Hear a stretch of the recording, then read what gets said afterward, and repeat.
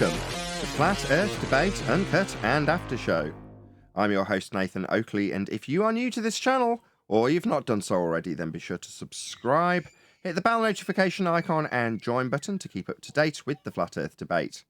If you would like to support the channel, there is a super chat that runs alongside each of these shows while they premiere, and there's also a PayPal, Patreon and crypto link in the info box below the video. Speaking of patrons, I'm going to do a quick shout out to all of you who do support me on Patreon, so a massive shout out of thanks and appreciation to Endless, Flat Earth Sage, Goldie McKiernan, Phoenix Rising 86, Retro Bill, More Books, Cannabear, Fibre Oats, Michael Kahn, Rob H, John Kays, Patrick Gunnels, Banter, Will Brax, Troy Shuker, Hairy Blade, Mobile Max 777, Neo the One, Rob W, Open Minded, Reese Pound, Del West Watson, Maria Nealands, Unbelievable Productions, Blue Ridge Ranger, The Real Gabster, Liam Nedrick Jr., Abraham Mohammed, Adrian Quintana, Skeptic 936, Life is Short, Texas Mike, and David Wayne Foster. So another massive thank you to all of you for supporting me on Patreon. Now I will hand over to whoever is in Discord and Google so you can enjoy their dulcet tones while I set up for today's live show. The trolls and this statement that you've been saying that they're here with us. Can you summarize that? They need us. We need them. We're in the same world. It's not that they need us. It's that they're just in the same pond as us. So the community that is Flat Earth consists of anti-Flat Earthers and Flat Earthers. And they're both watching the same stuff. They're both interacting with the same people, commenting on the same videos. They are one and the same. Yeah, okay. Yeah, that's right. Thanks for reminding me. So that being said, thermostat or thermometer. So one sets the temperature and the other tells you what the temperature is. I think the thought that I was dwelling upon yesterday, just thinking about it throughout the day, was once people identify who they are, you've already set a standard that if they lie continuously, that they don't belong here. Why don't we apply that to people in chat? Why are we allowing them to be here with us if they're not going to be honest and concede if wrong, or we concede if we're wrong, and have a back and forth with people that disagree? Just like in real normal life, I have friends who disagree with me, but we're friends.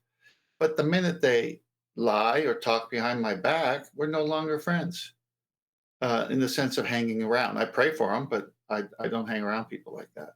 So I think my thought is we need to cut them off when they're these types of people, because we're dragging them with us into new conversations when new people find us. And they're there only to scam and lie and do all that. So you wouldn't do that in real life. You'd be a thermostat. You set the temperature of who hangs around you, who would you allowed to be around your wife and kids. And anyway, that's the thought I had. And they live for the moment to come in and sabotage everything we're saying, which, if they're honest and questioning, is one thing. But if they're just going to keep doing it like a wolf into the hen house, why are we allowing this? Yeah, and they affect the new people out of there. I see it in chat all the time. Same people over and over again. Just for my own, what's it called? For my own information, I've just turned up OBS to 100% output volume. Just for my own, record, No, in case it distorts when I listen back to this later.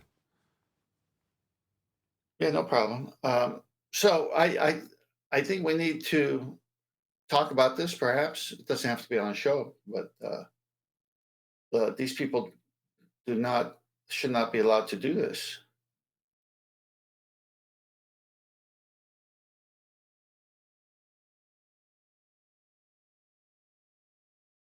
I mean, you're a mod in the chat, right? No, I'm mostly. It's look, if I wake up at 5 o'clock in the morning here. That's the AM for those who don't know. So I'm just doing research and being there to aid you with. That don't work anyway. That don't work. I'm a mod. Put them in timeout. They come right back in, even worse than when they left. Yeah, that's not even the point I'm trying to make, though. What I'm saying is, why should I have to? No, Nathan asked you if you were a mod. That's all I'm I saying. know I'm trying to finish here, Nathan, Neil. I want to be left alone for research. I want to be left alone to support the team. I'm in this whole thing for a whole different reason than. I mean, some of it overlaps for the same reason, but other reasons I'm in for it. So I'm not going to let that part be compromised or negated just because these people want to come in here and goof around. Well, no, you can't come goof around. Come, have a different opinion, debate it, do all that.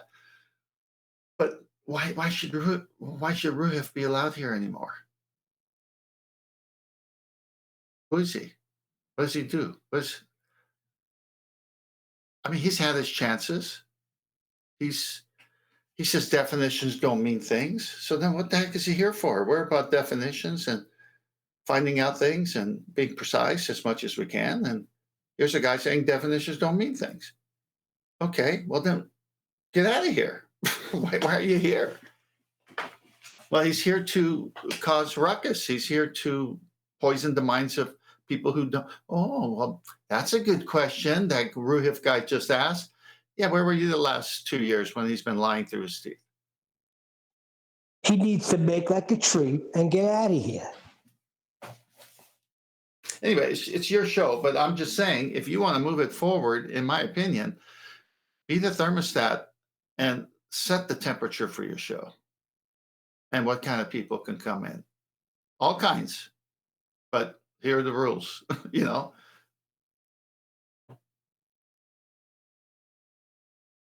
Yeah, on the live show, that's kind of how I set the rules out, but I've always resigned myself to the fact that the chat's going to be the pit, and for the longest time I didn't even have moderators. Now I do have moderators, and I leave it to their discretion to moderate at their discretion. And if somebody says, no, I banned him because the guys are lying shit, then I'd be like, okay, I trust you as a moderator.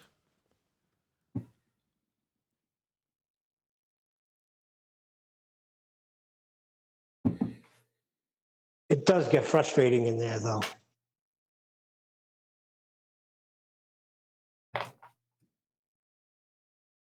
Well, they're going to starve if you do this. They're going to starve, or they're going to change and behave properly. I agree with you, Ted. That's right. I just don't, when you said that, it just hit me like a ton of bricks. You take this away from them, they're going to starve. Yeah.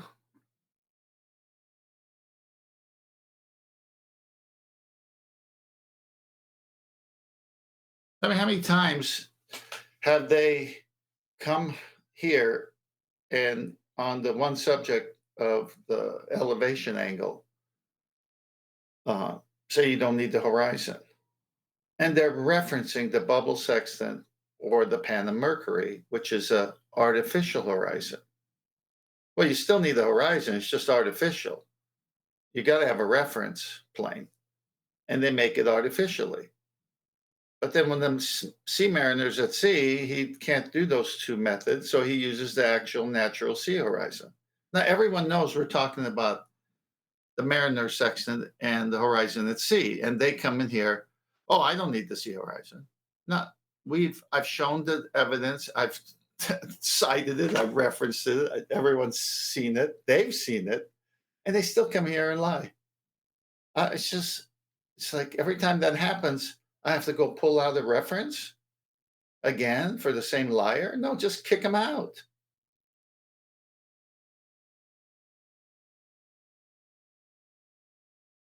What bothers me more is when they call you a liar, Ted. They say you're lying about the information. Meanwhile, you're taking it from their books. Well, it's okay to call me a liar. Then show me where I've lied. Maybe I've actually just misunderstood. Perhaps it's an innocent mistake of mine. Show it to me.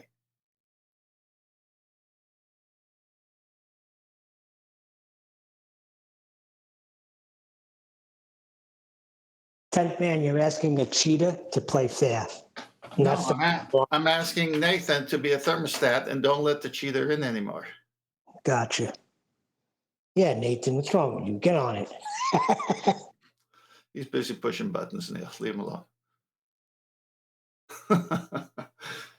No, I think we starve them. I think they've had plenty of chances. It's time to be the thermostat, set the temperature, and move this conversation along to next levels.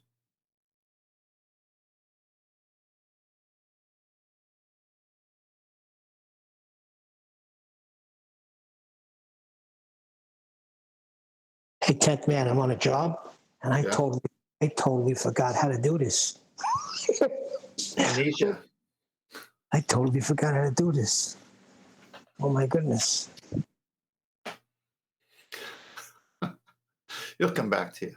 We're putting sheet goods in the hospital. And in the hospitals, it's got to go up the wall 6 inches. So it's got to be one continuous flow. So there's no germs can't get in the cracks. Yeah.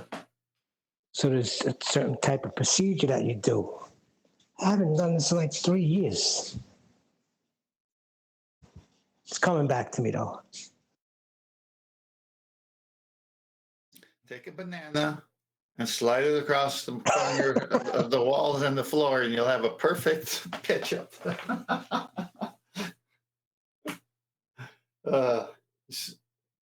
There's Discord here. Yeah, they're here, but they're always silent. Well, I listened to that. Pipe up. I thought they'd pipe up on this conversation. I listened to that show yesterday, the one with Cuddles, where he was claiming the day before that we were mean to him or whatever he was saying. I was just trying to tell him, where I come from, if you break somebody's balls, it's because you like them. You get ribbed, because you like the person. Just breaking his chops most of the time. But I guess well, that's between tight friends. I've seen that, and I was that as a kid with my friends in school. We were always like that because we were tight friends no matter what. But when you do that with somebody else, they don't take it the same way. Yeah, I guess you're right. Can I get a sound check from somebody in Discord? Can I just get a few words out of one of you? Or maybe a few more than a few words?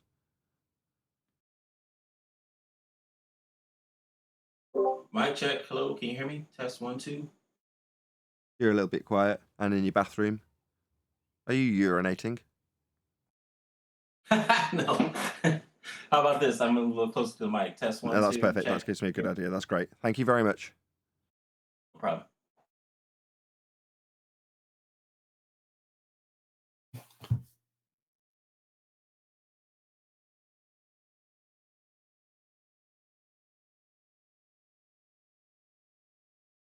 One guy in Discord, that's it? Yeah, the show's going down. Haven't you heard? This show's not going to last another year. That's a new thing I heard. Because we're an echo chamber. How did they know it's going down? It might be going up. No, everything is a pull to the center of the earth. There's a downward bias. It's going down. Really? I didn't know down was a bias.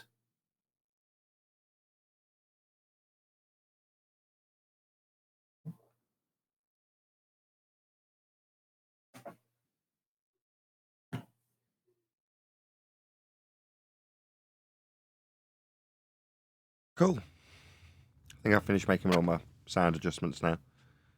Good, we got your attention now. It's not that you didn't have my attention. I was listening along to your conversation. I just want to make sure that typically I need to be, when I'm talking normally, which is this, a little bit quieter than the rest of you, so that when I start talking a bit more loudly and enthusiastically, I'm about the same level as everyone else. Because typically that's the level I'll come in when I'm actually debating somebody. Anyway, it's a tricky balancing act. Yes. I know what you're doing. Like the guy yesterday? The Nathan guy. I'll trim that out. I'll release that. Yeah, what's Reminds up me, with I him? need to do that. I'll release it now to the members.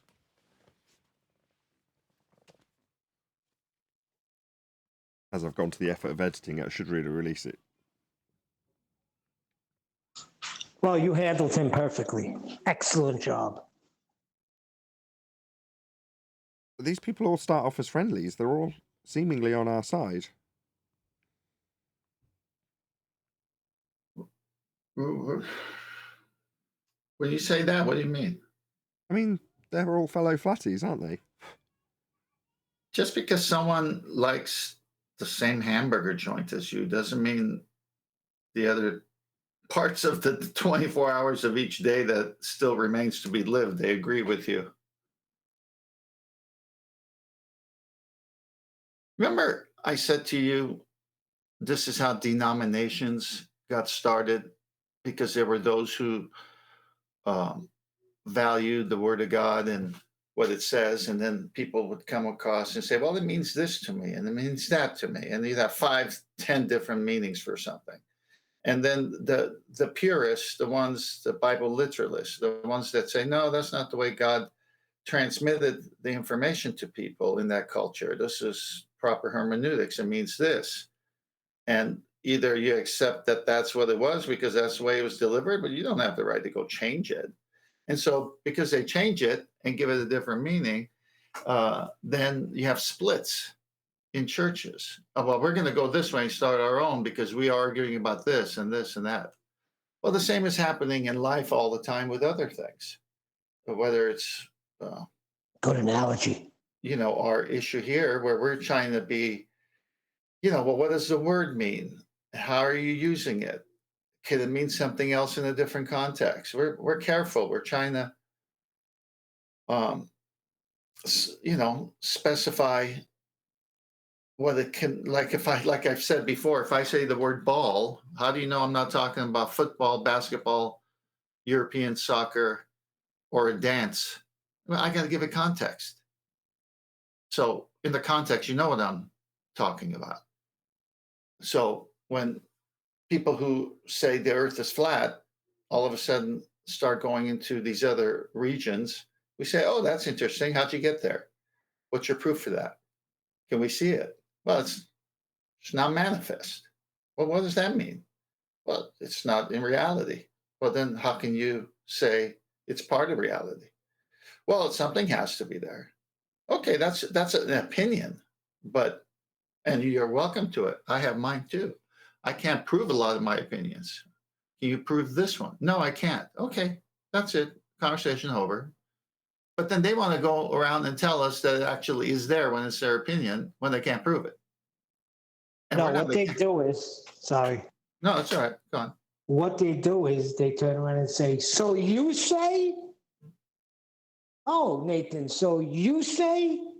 Oh, so 10th man, so you say? No, we don't say anything. You're saying. Well, that's just people pick up naturally how to deter a conversation with what's this one called when it's is it a straw man here where they give you a false dichotomy or something? I mean, it's just like normal.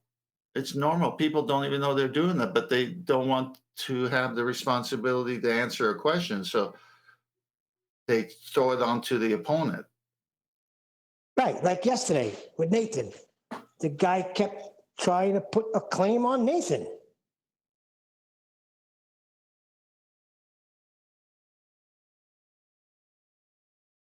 Yeah, I mean, that's life. I grew up white. Like I'd say to people, what made you say that?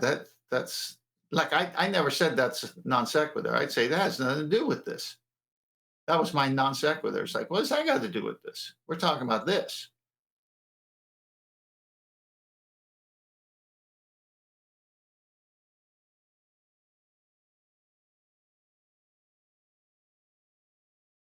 Or you get the other things like, so you don't know anything about electric. So you know nothing about magnetism. But we're talking about ether. Isn't that what you said? If they're charging me about not knowing about anything about electric, then who's paying the monthly bill? I don't know, but when you get it, you're going to be in shock how high it is. That's right. But I'm well-grounded, Neil. Hopefully that helps.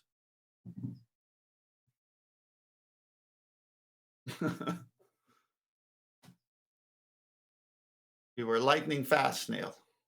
Yeah, I just went on mute to do some work, and I caught the grounded pun. That's all right. You bolted right back, though. Listen, I think we're right where we need to be. I think this is the tip of the, what do you call it? Tip of the spear? Right here, flat earth debate.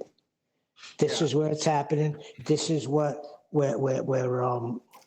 truth is coming out, backed up by evidence. Yeah, but this is why I brought up the conversation. We need to break out of this place we're at by shedding some weight. And these are the trolls. Just get rid of them. Let's say that people can come, but they have to be of the same, cut of the same cloth. Seekers of truth, asking questions, civil, none of this stuff that's been going on that we've been putting up for a long time. We're never going to get it to the masses this way. I know who you're talking about too. I'll name two of them: Richie Cotton in chat and Bobby S. They come in every show, no matter what time it is, spewing the same nonsense. I would ban them. I would cut them right out. Go goodbye. You're not here to learn. You're just here to cause confusion. Yeah, I think we starve them personally. They're not welcome, in my opinion. But it's not my show. I'm here to do my part to help Nathan and the subject matter, but that's it. I'm working on other things, so they're going to reach a lot of people.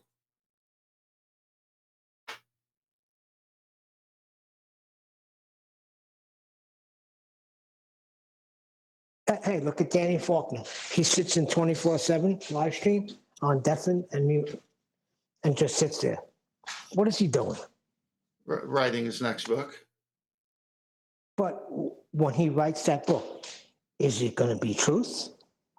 Well, I already know the answer. You already know the answer to that. He thinks it's truth, but he comes from a different denomination, because I could just go right to the Bible with him. But he's shown his fallacy. Well, yeah, that's the point. What's the Bible say, Danny? See, I could hold him on that. And then he's going to go there and change the Hebrew and the Greek and say it means this. No, it says circle. It doesn't say sphere. It's two-dimensional. It's not three. Show me anything in the Bible that corresponds to your astronomical findings of 45 years and heliocentric mindset. Show it to me. Oh, I can't. Okay, well, then you lose.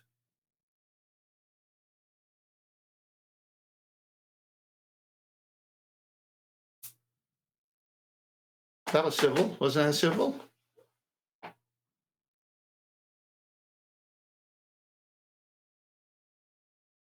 The question is he civil? It don't matter. It don't matter. I gotta be that way. Doesn't matter what he is. I can't control if someone converts or doesn't convert. The message, the truth has to get out. And whatever is.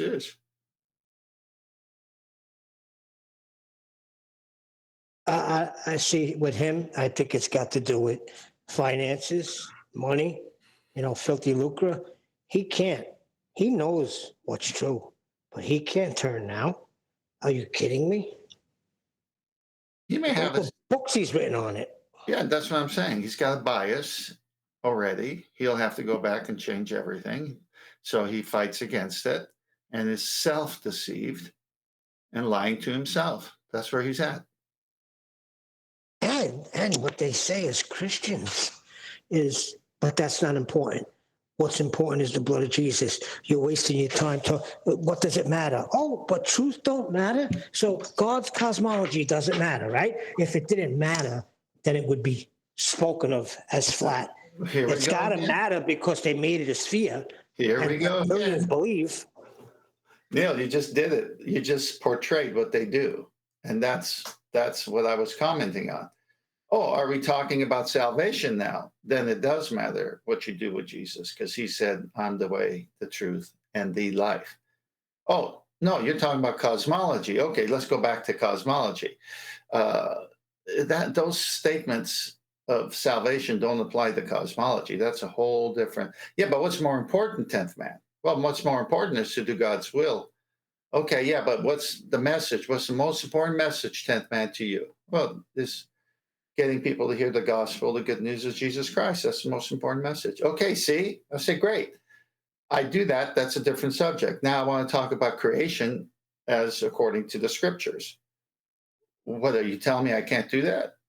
Well, you shouldn't be hung up on it. Who's hung up on it? Yeah, that's what I get. That's what I get from my whole life. Well, they get to an end of the road. They don't know how to debate the subject anymore. And then they pick something that's really the most important subject and say, you ought to leave all these other ones alone. They'll say, fine, then live it in your life. The only thing I ever wanted coming out of your mouth every time is this. But Ted, don't you think that it is very important, and that's why it's been so twisted to what it is now? It's got to be really important. Otherwise, Satan wouldn't be bothered with it. Well, this is where I take them. I tell them that all of their effort and work to teach their children the scriptures as young to old is in vain, because they send them to university where they say heliocentrism rules today. The Bible's geocentric, so it's a fairy tale book, and now you've lost your children.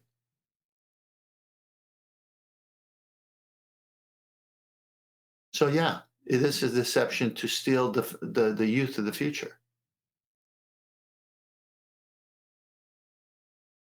And remember, he did say, I will be like the Most High, right? I will ascend above the stars, the heavens, whatever he says. I don't know it verbatim, but he does say at the end, I will be like the Most High. Yeah. His pride, he wanted to be God. Same thing he tempted Adam and Eve with.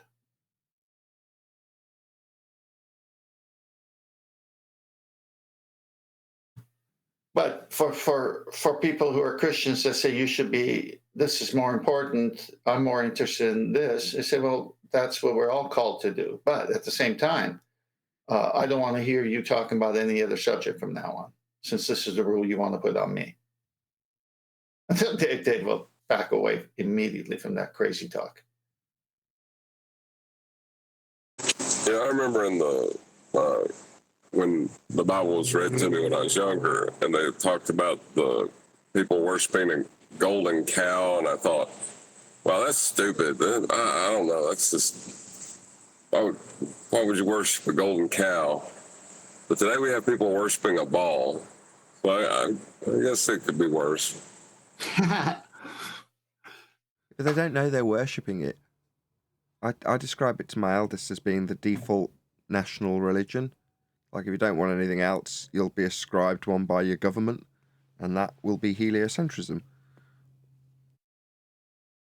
Well, there's Christian heliocentrists, Buddhist heliocentrists, Sure, I appreciate that. It's the default religion. In other words, if you're of the opinion that you don't have a religious belief, you've still got one. It's been ascribed to you. You just didn't realise you'd still got that religious belief when you declare yourself an atheist, as nonsensical as that may seem.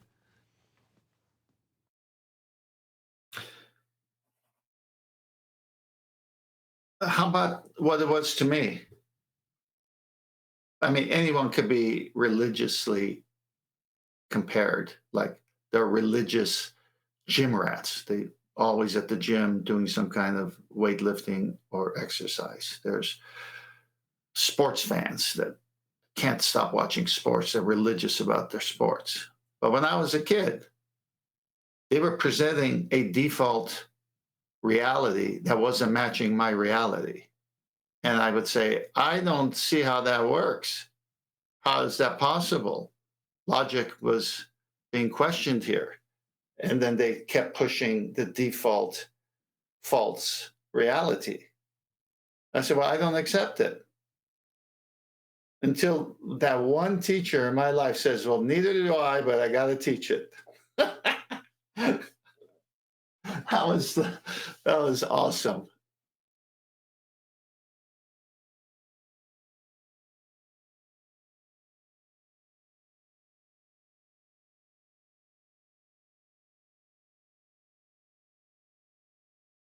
Okay, as there's a small pause.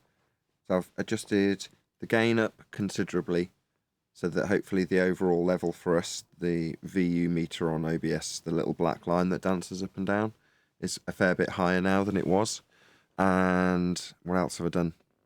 Oh yeah, I turned OBS up to max on its little volume meter, whatever they call that, the little blue slider underneath the volume gauge. And I've kept all the old settings separately, so if it sounds absolutely nasty when I listen back, I'll know what to do. Anyway, that was all. Yeah. I never knew there was sound nerds until you, Nathan. All right. What do you think the guy who's produced the CD that you like listening to is? I don't like music. You don't like music? Nobody doesn't like music. Oh, I know there are sound nerds, not just Nathan. My cousin's husband was a nut with sound. I used to think that I liked music, but I don't really like music. Okay. He would stop a movie in the middle of watching it when we all thought it sounded great, surround sound, this is in the 80s, because he heard a hissing, a sss. We're like, what are you, crazy? But he was a sound perfectionist. Yeah, that's ruining it though. That's a step too far. So I always in my mind, if I've put a piece of music on or a movie in that case, right, just let it play. In other words, if it's wrong, so quite often my wife will come and she'll just press play on a disc and she won't change the audio format, which means that you're just getting an upmixed stereo signal. And yeah, it comes out all the speakers, but it annoys me. But what I won't do is stop the film, change the audio track to Dolby Digital or DTS or whatever, and then start it again. Because the whole point of the experience is to watch the movie. Now, by the time you're into the movie, if the sound's wrong, generally speaking, most people don't care. Obviously, my wife didn't, or should have adjusted it. It's only me who cares. So to stop someone else's immersion, it's just stupid. Or to stop the CD and go, oh, this would sound much better in quadraphonic. Like, no, just listen. The music is the point. The fact that you haven't reproduced it at its best is unfortunate, but you're supposed to be listening to the music or watching a movie. You know, that's just my opinion. You know, get it right if you're fussy about it before you start. As for, I can hear a little bit of wow and flutter, I'm going to stop the... It's like, no, just listen to the song. At least let the song end. Nope, he stopped it. Stopped it till he got that hiss out. Nathan, we got 4 or 5 minutes. Can you go to Master B so I can read something? Is it about sound?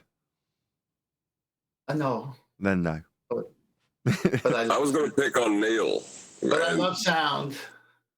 Okay, so I love music. All right, correction for refraction. 86.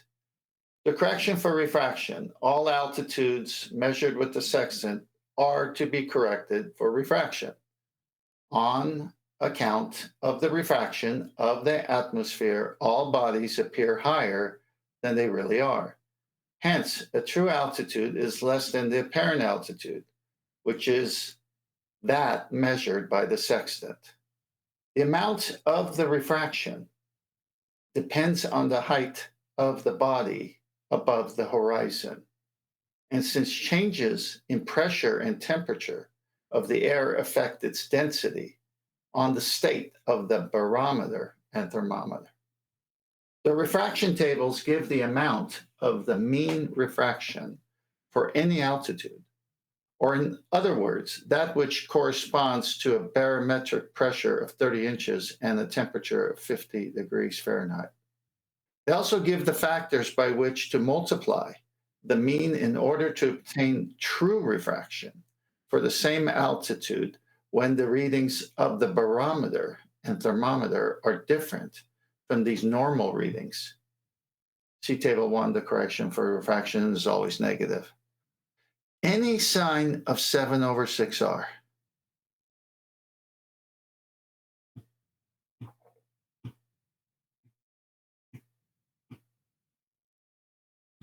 Negative. Huh.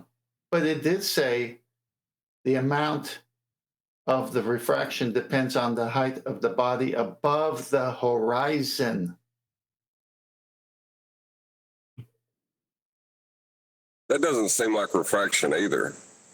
I was going to say that. I was going to wait till I knew that all the rhetorical, if not rhetorical, questions were out of the way. But while it might say refraction in that description, does that mean that it is actually refraction? It's their understanding, and the reason I'm using it is not for when we say, well, that's not refraction. It's the horizon is not being refracted, even the way they're saying it is what I'm using it for. Sure. No, I appreciate your point is that there's no 7/6 hour in it. That was I thought it was rhetorical, which is why I didn't answer. But right. Your point is that when they say, well, obviously we account for terrestrial refraction based on the fact we have atmospheric light bending at a rate of r and simultaneously straight so we can get geometric values to match the maps and parallel, but ultimately bent at 7/6 of the radius because that's refraction. Then you go to it and where it's saying refraction, it's not detailing terrestrial refraction at 7/6 of a radius based on atmosphere, sphere-shaped air oxymoron. That's your point, and I get that. But while I'm hearing it, I hate to deviate from the actual point. That's why I just laboured it. And John immediately picked up on it and jumped in on it. And he's like, what are they calling the effect that we're actually describing? Because when it comes to, let's say, the stars, and they describe the fact that they slow down towards the horizon, they call that refraction. Okay, is that refraction? They slow down as they reach the horizon as you back away from them, or as they move of their own volition at 15 degrees an hour. Does that mean that that slowing down of a claim to be 15 degrees an hour is anything to do with the light bending between mediums? And I'm not exactly sure it is. No, the straw and the glass is two different mediums. One part of it's in the water, part of it's out of the water.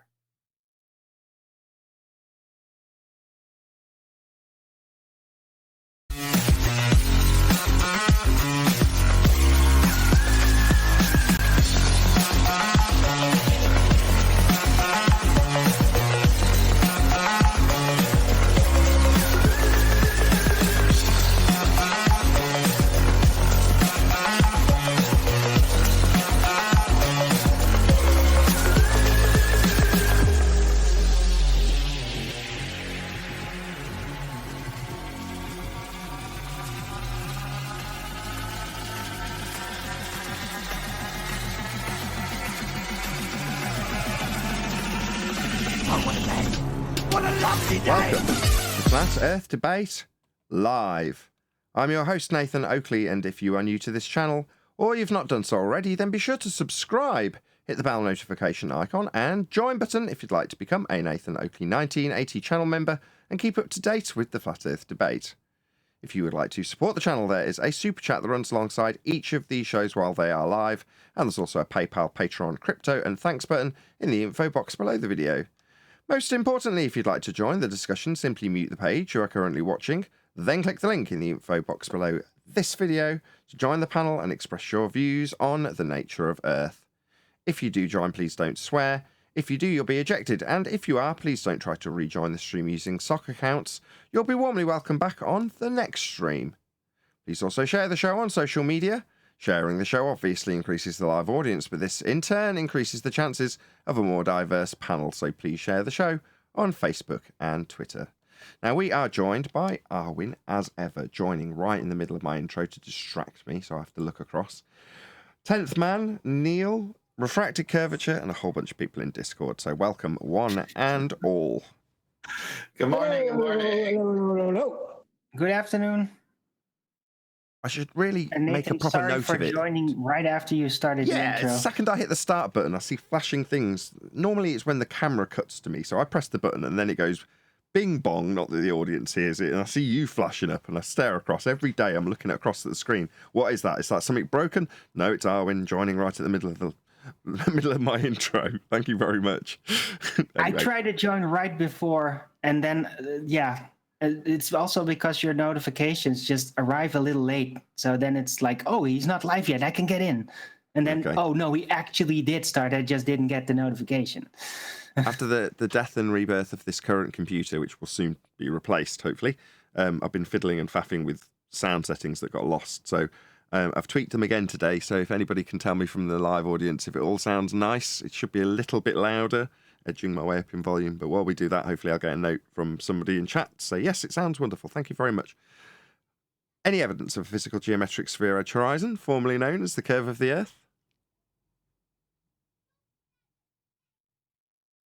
Don't all go at once. Is Discord around? Can someone in Discord answer that for a change? Discord's more of a square. A square. My son says there's evidence of curvature everywhere, and the horizon is just one of them. The horizon is an Earth curve. We debunked that in 2020. Yeah, I know. Who claims Earth is curving? People who think they're on a ball, the Western world, the majority thereof. Well, I've never seen it, and I'm 63 years old. Hold on. Was John going somewhere with that? I was just, wondering it because it seems like all their claims are relying upon a flat Earth for them to claim it's a ball. I just don't know if they understand that it's supposed to be curving if it's a ball. I mean, if you're measuring it as a ball and you're navigating it as a ball, then obviously it's a ball. And that would be what you would assume would occur if, as they assert, we're on a ball. But we don't measure it as a ball. We don't build on it as a ball. We don't navigate it as a ball. It isn't mapped as a ball. And the ball model came from a flat plane. So, yeah, I totally get your point. I mean, obviously, that's pretty cutting-edge understanding that we're disseminating here, John, in that regard, and we don't expect everybody to be that well-versed with the heliocentric origins, that would be a flat plane, as we are. But it's nice to be disseminating that to an audience, I've got to be honest. But to be fair, it's like the entire point of the global religion to be so bloated and vast that people don't have a perfect oversight, don't understand everything about it, and trust their alleged superiors about it, who they think understand more about it than they do. It was always meant to be bloated like that and not have perfect oversight.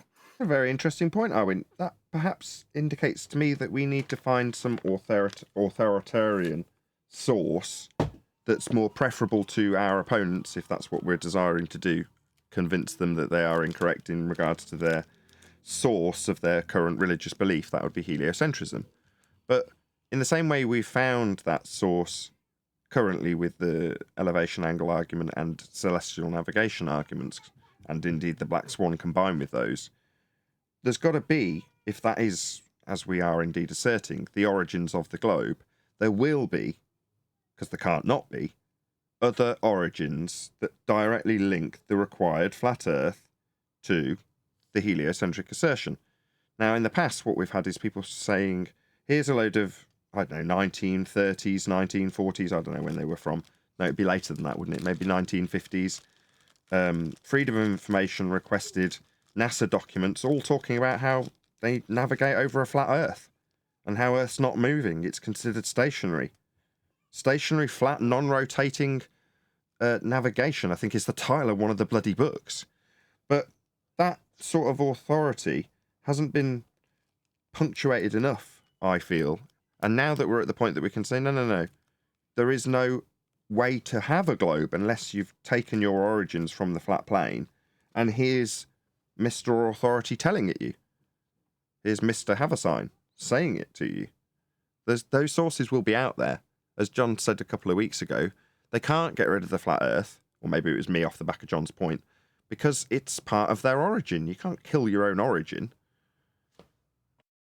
Well, they try to mask it, so they show you the orthographic views of a flat plane, and then they draw a ball around it, and then hope that you don't see that it's actually you supposed to be at the center of the ball, and just think, oh, look at the ball. Yeah, it's the ball. That's what they're hoping for. Nathan, there's an image of what Arvin's talking about. I just posted in Master B. Can you go to that? Sure. It would be like Christians outlawing the Torah. Exactly. No Old Testament, says Christian. What? Well, no, we don't want that. We can't have that. We don't like bits of it. Well, actually, Christians like it. Anyway, back just to as my an picture. example. Just a comment. The Torah was better. I couldn't do better than that. Some of them don't want to hear about the Torah. It is true. Anyway, the picture on the screen before you. There are 3 straight lines here.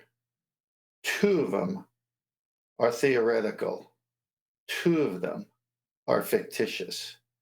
Which one is the real? Anyone know?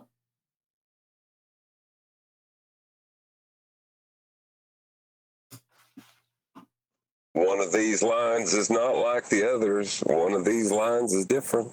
I thought you didn't like music. I was thinking the same He's thing. got you there. That's our electric company. See, nobody doesn't like music. It's just a lie if they say that. How is the celestial horizon at the center of the globe? You know, I know that, John, because the amount of wives or girlfriends of customers that used to come in when I worked in a hi-fi shop as a teenager, and their women, the guys, because it was typically them buying, not always, would say, I don't like music, because they didn't want the husband to spend $1,000 or whatever they were intending to spend with me. And I'd always challenge them too. I'd be like, nobody doesn't like music, and we've got every type of music available. I will find something that you like, because if I can get her to like the music, then the sale's made, because that's the obstacle. He wants to spend $1,000, she doesn't, and she says she doesn't like music, and that's just not true. There's nobody out there, unless you are. There's nobody miserable enough. Even the most miserable person I've ever come across still enjoys music. Your reference to a song is enough of an example. Just glad we tied that up from the pre-show. Yeah, Sorry. there's That was also a miserable child music out song. there. Doesn't matter. It's influential on your life. There's a music for every type of mood out there. Yeah, even miserable sods. Can we get back to the point? Oh yeah, my bad. Sorry, we're doing a live show about flat Earth here. I'm taking it a bit less seriously because I've coaxed the computer into working, and I've got to be honest, it's gone. I shouldn't laugh. It's gone beyond the point where I am almost expecting things to set on fire around me. So the fact that it's working at all, you go past the point of so stressed and nervous about things breaking that you go beyond it to indifference. That's where I'm at. Until the new computer arrives, that's just how I'm going to be. I'm really sorry. That just reminded me of driving home many times with the fuel gauge on empty and saying, okay, can I go another 10 miles before I get the gas? I'm all nervous about getting home. Right. Well, I I'm just in the did that position. this morning.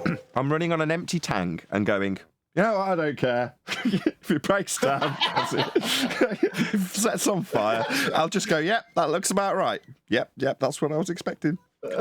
And by the way, John, that song was from the electric company. It was a skit they did.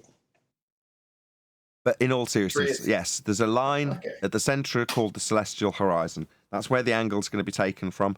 Now, they transpose that up to the top and then give you these other geoidal and sensible horizon, i.e. a parallel with the flat plane. That would be the geoidal horizon, if you're going to depict it from the top of this globe burger. Globe burger, because it's dissected between 2 buns, where you've got the 90 degrees, where it's marked at centre. That's where the actual angle will be derived from and referenced to, if you're going to be doing celestial navigation with the circle representative of the sky, i.e. the celestial sphere. There you go, I can be serious. Okay, hang on. Let's see if you said it right.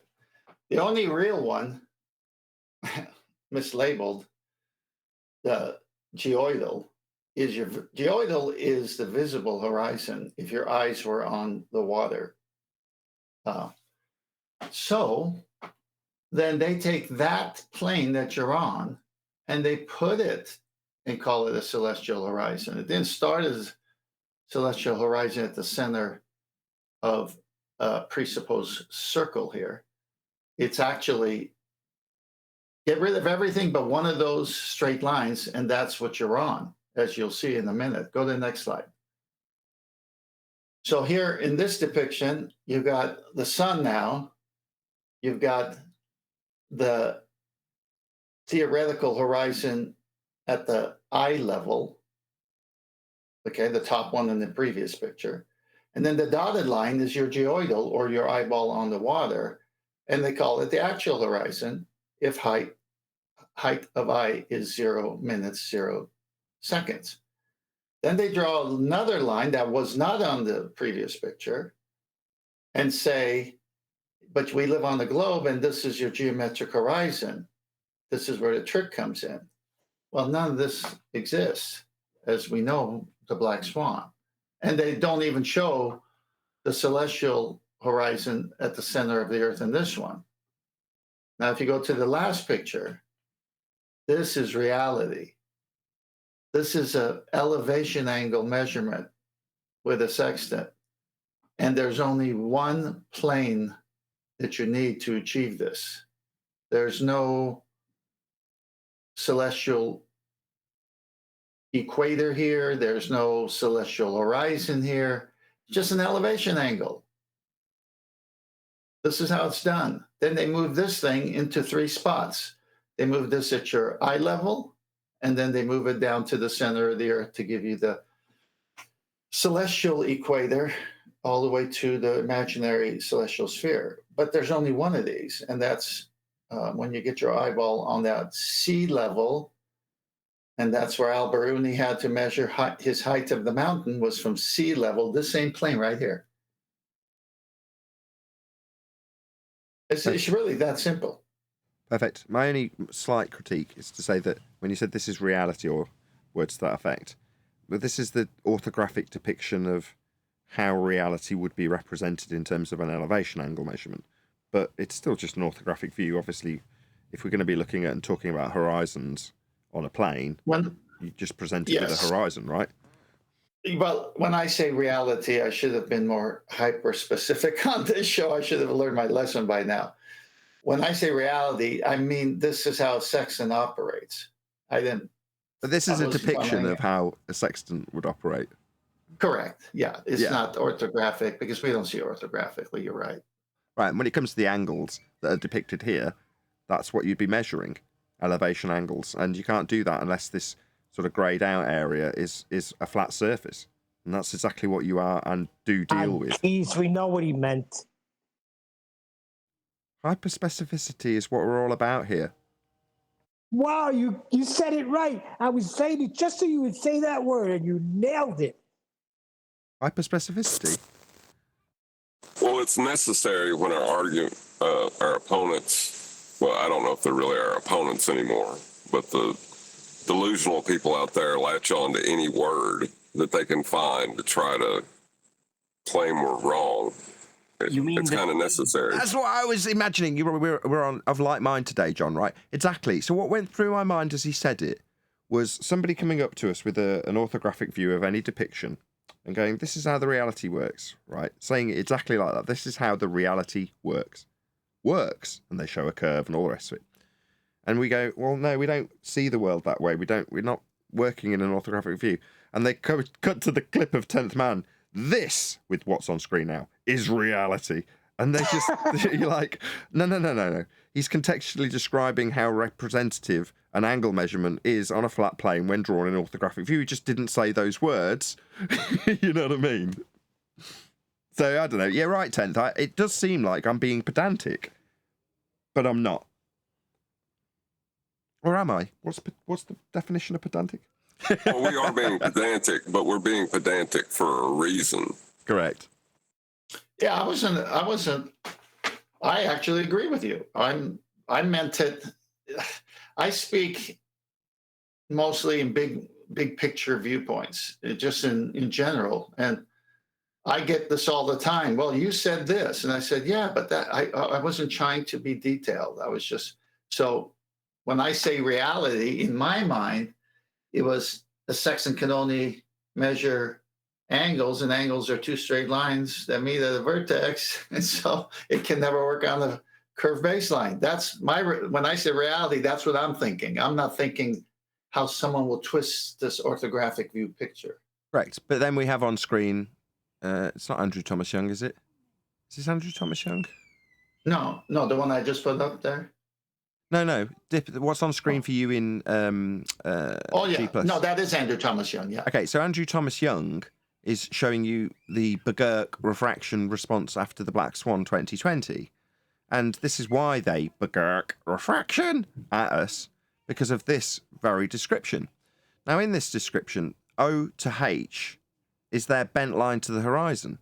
Now, what you've just depicted is straight lines with a right angle to the star, or in this case, sun, that you're measuring off a flat plane, because that's the only way to achieve the angle.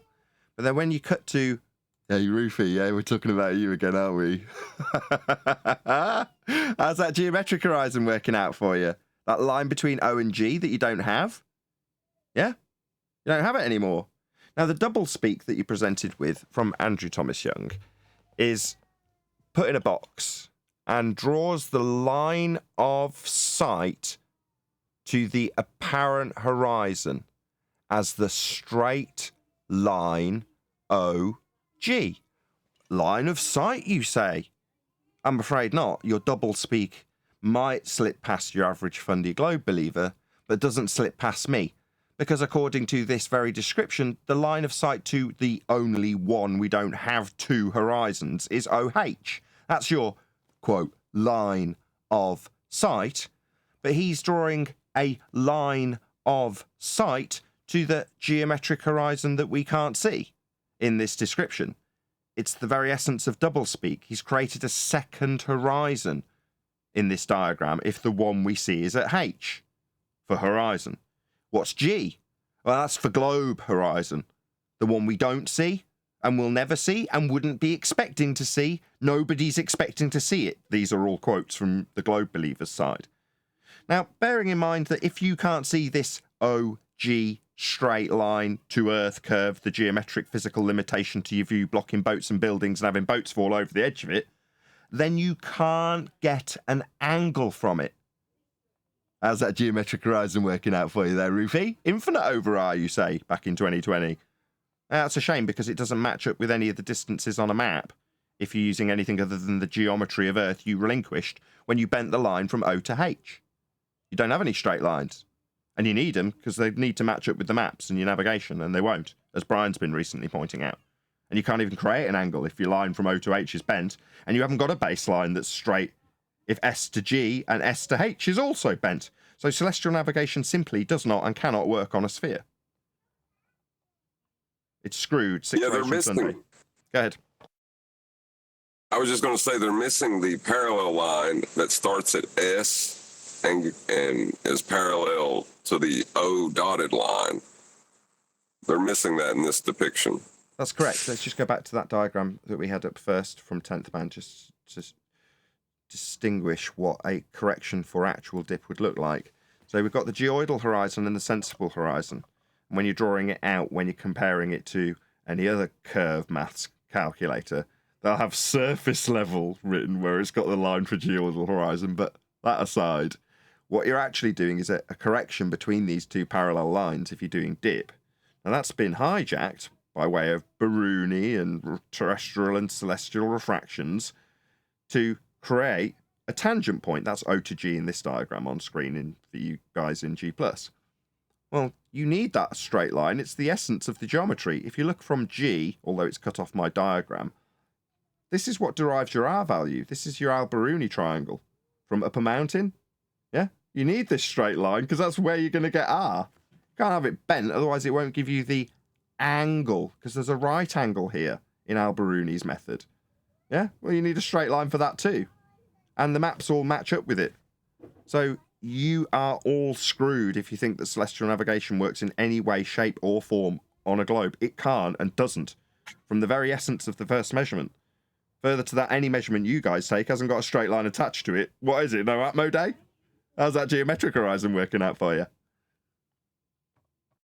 Now we've shown with plenty of citations, and John has reiterated many times, that the dip, the angle, the depression is between the eye line and the visual horizon, which is the flat plane we live on. And that is dip. It's between two lines that are parallel. Now, if you go to this last picture that I posted, and you Wow, can they're see, still done. so in this last picture that you see in Master B, measuring zenith angle, look what they do here. So they draw the circle because that's the number one way to fool people and say it's a sphere, and they do it orthographically. They put the first one, they put the level at sea level and hang a plumb bob, which defines vertical. But that's a straight line. You can't use the thing drawn underneath it because the angle cannot work. What's that syntax error that Rob Durham's CAD thing said? And then the second picture shows the eye line theoretical reference plane. Okay, well, we've already discussed that. And between that one and the first one is dip. But they want to tell you dip is something different. If you look at the third one, here, this guy, and the third one is OG. He's thinking he's looking over a curve. Now, no one alive sees anything like this. No one sees looking over a curve. You just see the horizon. And it says, bring your eye to the water so that it's a right angle. So this picture is a lie. You can't get, if you brought your eye in that third picture here to the water, you wouldn't get a right angle. So you know they're already lying. Excellent. Let's move on. Any evidence of axial rotation of the Earth-based variety? No, you need a radial value, as John says. Any evidence of the R value, Earth radius?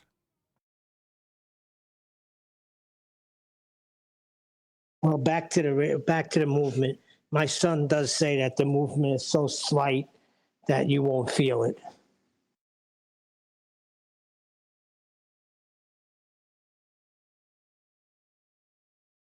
Okay, but we'd be able to detect something, i.e. not being able to feel it, would still mean we could measure that which he says we can't feel.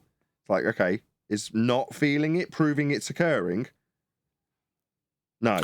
Well, if you were a sniper and you were going to actually put this to the test, I believe using a certain grain size cartridge, you would have to adjust for 1 second 750 miles. So that means you'd have to, if it took the bullet 1 second to reach the target, say you figured out how long that would, what distance that would be, say a mile even. Say you had a shot a mile out and it'd take 1 second for this particular cartridge with particular amount of gunpowder in it for that bullet to reach that target. 1 second. The Earth would have moved 750 miles at this particular location on their bulb. So you got to aim. That doesn't sound right. I don't think so. Well, I'll go dig it up. It's pretty fast. Yeah, 1,000 miles It's an hour. 18.5. Go on, John. 18.5 miles per second. Distance around the sun. There's other movements as well. So I think your maths is just wrong. It's not 750 miles it would move in 1 second according to the globe Earth claim. The fact remains, regardless of how the maths stacked up of how far it would move, the claim is that it'll move underneath the bullet. And if Earth turns underneath the bullet, at whatever rate is claimed, then Earth turns underneath bullets.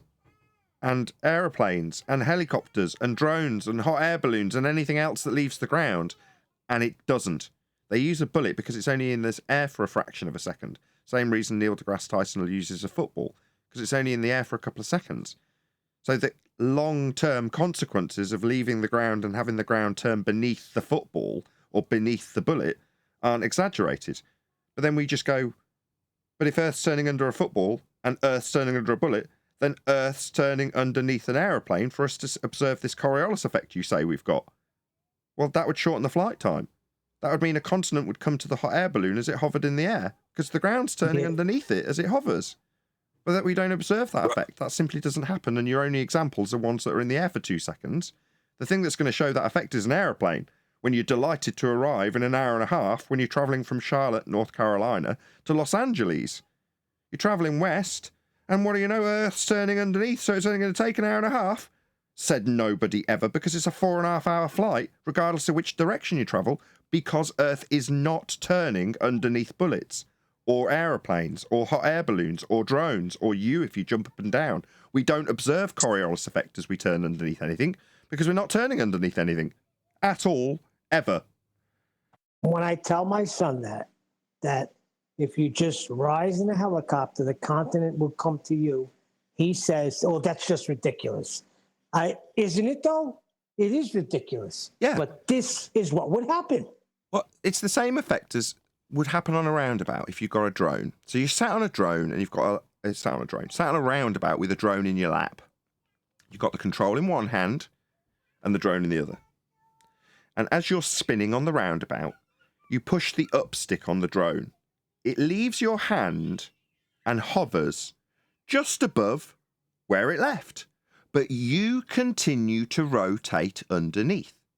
Now, you let go of the stick so it stays where it is relatively in space. Wind, ignoring all wind. It's a perfectly calm day and it just hovers. But you continue to move underneath the drone. Now, what you see of the drone is it looking like it's curving towards you as you turn underneath it. Now, that looking like it's curving towards you is Coriolis effect. A non-inertial turning platform, the roundabout, and an inertial frame of reference with the object being observed travelling in, the drone. And the not actual deflection observed from the turning reference frame. So you turning underneath the drone, seeing it seem to curve when it's actually just hovering.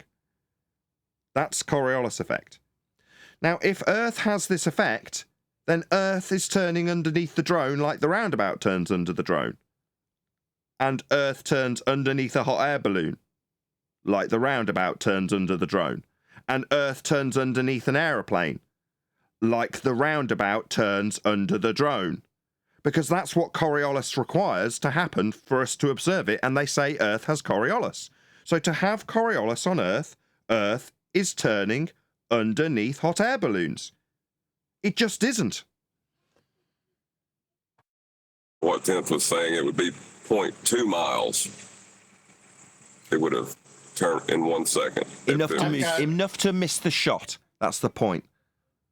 Okay, I made my correction. It's in Master B. This is at 1,000 miles per hour at the equator. The sniper, it's 460 meters per second, or converted to feet, 1,509 feet, 0.19, that he would have to aim in advance of the target, because that's where it would be by the time the bullet reaches. It's a quarter of a mile out in 1 second. Well, see, but that's not accounting for all their claims of motion either, because that's just describing the Earth's rotation, not its orbital paths, or all the other motions they claim are happening. Yeah, they're not part of the claim for Coriolis. As much as I don't want to compartmentalize their claim for them, that is how they have compartmentalized it. So, exclusive of the orbital motion around the sun and the motion of the sun around the great attractor, that isn't included in the claim of Coriolis on a globe. The only claim is that the globe exhibits Coriolis effect, which is the effect you observe as you turn beneath things not attached. That's what the effect is. So, while I agree, there is, and YouTube, shout out to him, would also be applauding you for pointing this out. The number of different velocities in different directions is absolutely obscene. But there we go. So you're right. I'm not disagreeing with you. They've got all sorts of different motions. But the claim is Coriolis effect. That would be the not actual deflection observed as you turn beneath on a non-inertial turning reference frame, and the observation is of something in the inertial reference frame. The effect is the not actual curve path it takes when it's not actually travelling in a curve, it's travelling straight, or in the case of my example, hovering, not moving at all, but looking like it curves towards you. That's the effect. It's only induced if you turn beneath, so Earth's claim to turn beneath. So when your son says, no, it's absurd. It's absurd because it isn't happening. It's the effect that's supposed to happen, though. That is Coriolis effect. That's what they claim the globe has. The fact that he can admit that it's absurd is because it isn't happening. Not because Coriolis effect's an absurd effect. You can observe it on a bloody roundabout. Just chuck a ball over the top of it. The ball travels straight, but because you're turning beneath it, the ball looks like it curves. That's the effect the globe's supposed to have. Don't turn around to me and say it's absurd, like Simon Dan did. Yeah, Simon Dan recognised how absurd it is and told me my reference frame's ruined, giving me examples of it not happening. It's like, yes, you observe it not happening, Dan. Yeah, well done. We recognise also that this effect that the globe is claimed to have, that would be Coriolis, is absurd. Doesn't happen. Don't point it out to me like I'm bloody claiming it should. It's a globe claim that doesn't happen. We don't have Coriolis on a turning Earth with things seeming to drift because we're turning beneath them. That's just what they claim would happen, and it doesn't. Well, isn't the logic behind it is if you claim it's a globe, then this would be necessitated by that claim, right? I don't know if that's the cause actually of the reason for making it as a claim, but it is most definitely a heliocentric claim. If I say to anybody, normie or anti-flat earth heretic, what's Coriolis? Instinctually, they'll immediately go to, it's a globe effect. Most people I've ever said that word to don't instinctually know that it's the effect observed from a turning reference frame of a projectile in the inertial reference frame seeming to curve. They think it's a globe effect. They don't know what it is. They think it's bloody water going down a drain, but they're just idiots in that regard. But they think that word Coriolis is synonymous with globe. It isn't. Well, I was getting ready to. It would be if you were on a globe. That's a logical. It'd be a logically consistent thing that would happen on a sphere. Is that you would be on a non-inertial turning reference frame, spinning beneath things not attached. Nathan, can you go to the article? I'm sorry, John. Go on. But my point is that if you're claiming you're on a globe, that's not the only motion that you would have to account for. If Agreed. you can go to the website that I posted in Master B, click on it.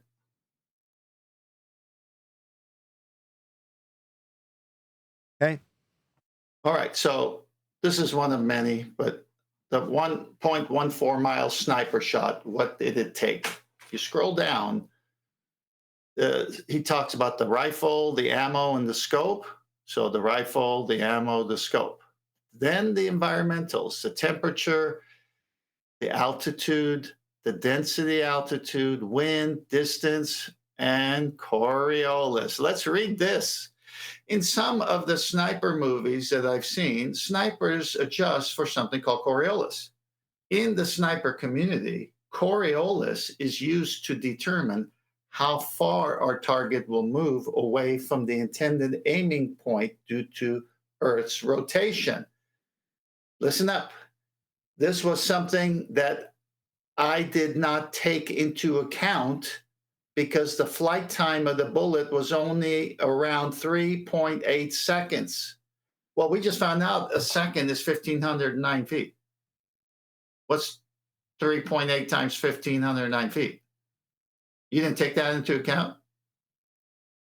Yeah, I'd need to. But he's disclaiming that the Earth's supposed to have it as an effect, but it's only a few seconds in the air, so I don't need to account for it. So, like, okay, back to the double speak, because Neil deGrasse Tyson says that a football's game was thrown on account of the fact that the ball in the air for a couple of seconds had Earth turn beneath it to cause this apparent deflection observed from the stands. So when you saw the ball curve through the goal, it didn't really curve through the goal according to Neil deGrasse Tyson. The Earth turned beneath the ball, and you being attached to the Earth turning beneath the ball mean that you observed it seem to drift. It actually travelled straight and the goalposts moved out of the way of the straight path, seeming to be a curve from your position on the stands. That's what he's claiming. Well, that involves Earth turning beneath the ball. And this guy's saying, well, Earth does turn beneath my bullet, but I don't have to account for it. It's only in the air for a couple of seconds. Like, yeah, well, if Earth's turning at 1,000 miles an hour rim velocity at the equator, that's going to cause some massive effects for you to have to and need to account for, but you don't. But you've got to disclaim it, and then disclaim why you don't account for it. Or maybe like Neil's son, ask why we Or explain away why we don't experience it or feel it in any way? Or maybe like Simon Dan, tell me that my reference frames, actually the globe claim of Coriolis effect with 2 of them, are ruined. Because everybody, including anti-flat earth heretics and normies like Neil's son, don't observe the effect claimed the globe should have. We don't observe Coriolis effect on a globe, but it's claimed to have it. It is that simple. Nathan, I took 1,509 feet, times it by 3.8. It comes to 5,734 feet. He would have to aim away from that target that he's showing you called the shot right under the Coriolis, where he hits the target.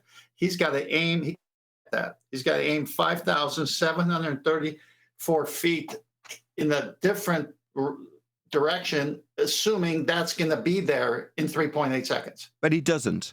And likewise, if he did, that would mean he led the target because Earth turned under the bullet after it left the barrel of the gun. Well, then, once the aeroplane leaves the tarmac, we on the ground will, according to the globe, observe the Coriolis drift in the plane. Because we're turning underneath the plane to see it seem to curve as it travels in a straight path. Oh yeah, that plane looks like it's curving. And then Bill next to you says, oh, no, Nathan. That's us turning underneath the plane. It only looks like it's curving. It's Coriolis effect, induced by us turning beneath it. The lucky sods will arrive an hour and a half sooner than they would have done, with that assist of Earth turning beneath them, bringing the place they're travelling to them. Yeah, that doesn't happen. Nobody observes it. In fact, when globers get this pointed out to them that that's what they's claimed to happen, they tell us we're wrong. And in the case of Simon Dan, tell us that our reference frames that we don't have are ruined. Like, wake up and smell the coffee, idiots. You're telling us how this effect isn't observable, we wouldn't feel it, it's not detectable, we don't need to account for it with our bullet, but yet it's simultaneously supposed to be observed always at every point and no location on Earth should not have it. It will always be in effect. It's just you'll tell us why would we expect to see it. The reference frames are ruined. Can you imagine a defense lawyer like defending gang members for drive-by shootings? Say, no, they're innocent. It was a Coriolis. They meant to hit this target, but due to the Coriolis effect, that they did not account for, these innocent bystanders were hit. Well, and they do claim Coriolis on rocket flights. That's, the parabolic arc that they seem to take from our perspective. They say that's because of Earth turn. Oh, so Earth's turning beneath them, according to the rockets. So as Earth turned beneath that rocket launched from Cape Canaveral, we're seeing a not actual curved path in the straight trajectory that rocket takes. All right, so Earth turned underneath the rocket then. So Earth also turned underneath the birds that it flew past? No. That simply doesn't happen because it was shortened flight times when travelling west. Hey, Adam. And hey, shout out to the 103 people or more, 115 people watching now. Wow.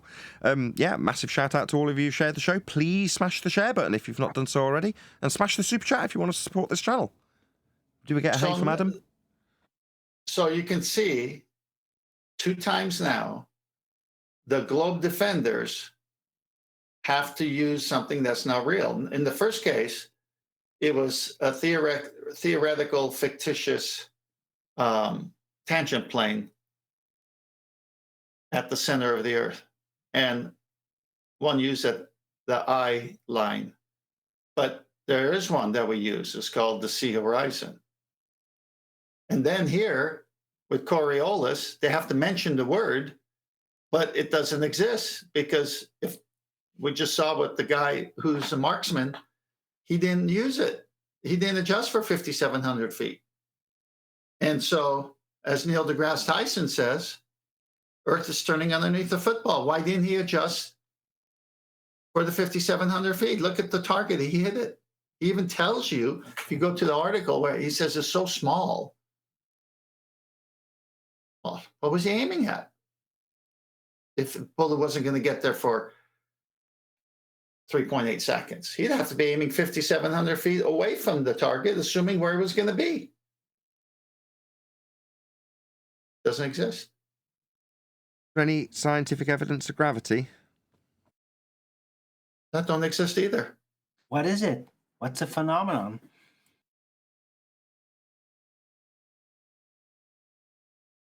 Bending of a pseudo-conceptual force space-time.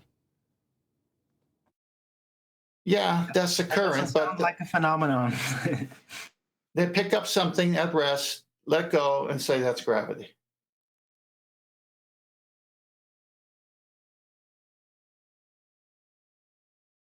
Like a helium balloon. Never gets old. Yeah, they again, it's going to fall apart with the helium balloon. All unsupported matter pulls to the center of the Earth. Like a helium balloon. Again, Fall apart? No, it's going to ascend apart. It's not pulled to the center of the Earth. That would be a force pulling it, right, Neil? Listen. This is what I'm told in chat. All right, that just one helium balloon, that does not account for everything else that goes down. Everything in the world goes down. Don't you know that? Like a that's helium because balloon. it's medium related. That's my point. This thing on. Like a helium balloon. Or a cloud. Definitely something wrong with this sound. Well, that's what I said. If that were the case, then clouds, we wouldn't have any clouds. They'd be sucked into wherever, but they wouldn't be right there. I remember the old days shows in the 1700s where we used to say, where's this so-called gravity strongest? Ground level would be the strongest. But helium balloon, clouds. That's still Newtonian thinking based, though, which is, of course, the fundamental thinking model for the entire basis of heliocentrism, even though it's been denied to be the cause of anything. It's been denied as gravity officially, but it's still the entire mechanism that allows any kind of formula to balance out the idea of giant bodies of matter dangling around each other and moving in circles. It's the only Well, thing. The thing is Newtonian gravity isn't a non-inertial turning reference frame. What? Newtonian gravity relies on an inertial reference frame. Earth being an inertial reference frame. Okay. I'll expand on that. I'm not picking up what you're putting down. I'm sorry. I was just tying it back to Coriolis, or axial rotation. You know, they're claiming the Earth's spinning, but for them to claim that there's a force pulling things down, they would have to deny the claim that it's spinning. I see.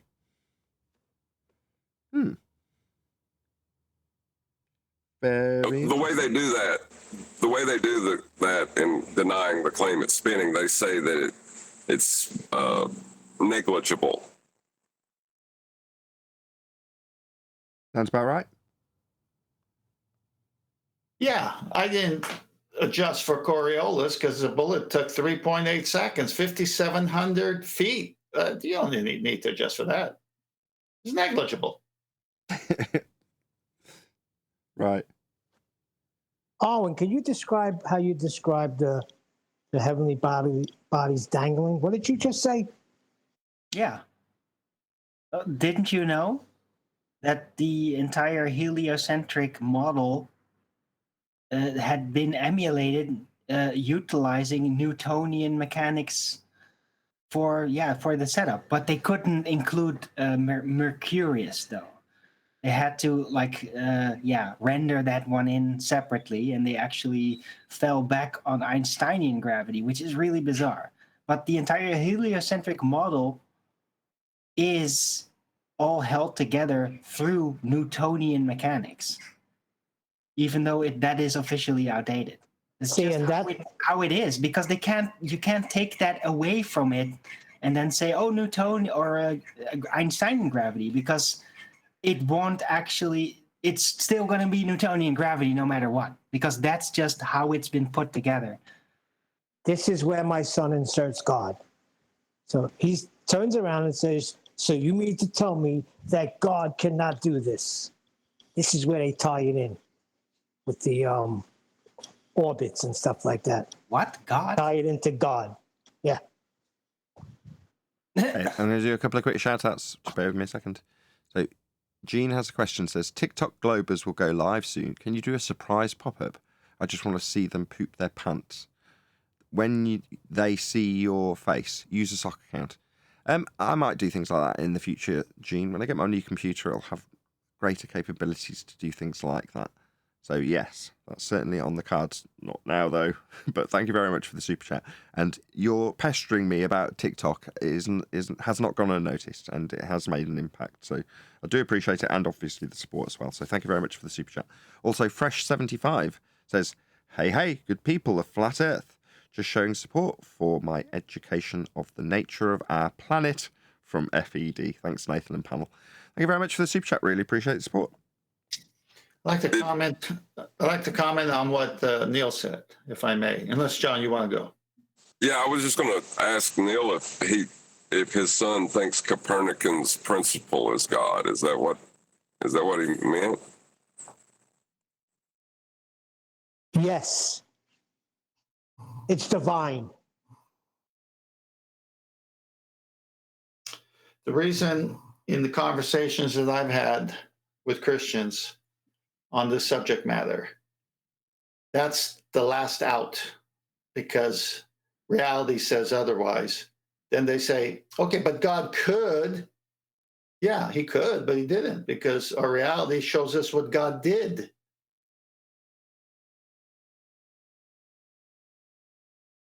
Yeah, and it sounds like his God is Copernicus, not, the creator. That was well said, Tenth. You're absolutely right. All right, let's move on. Any single viable hypothesis from any of the fields of astronomy, cosmology, or astrophysics? Nope. The presuppositions within their field makes it impossible to create any kind of viable hypothesis within their field.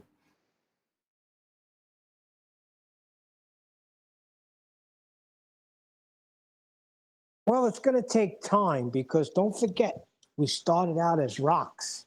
So it's going to take a little time before we get the higher education and we can understand all these things. Well, when Michelle Thaler gets a crushing defeat, she'll change her name to Sandy. Oh, that was a double pun. Nice. He Any was evidence without of the- sin throw the first cousin. Any evidence of the distance to the sun? It's over there. It's at 3 Arwinian unit distance. Heliocentrism claims it's 93 million miles away. So does my son. And it's plasma.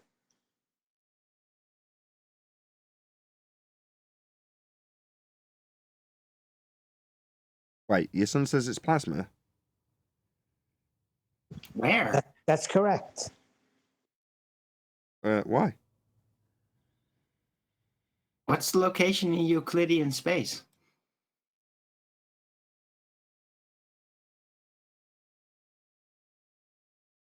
Okay, Neil, we're not going to sounds like find your out, it son's. seems.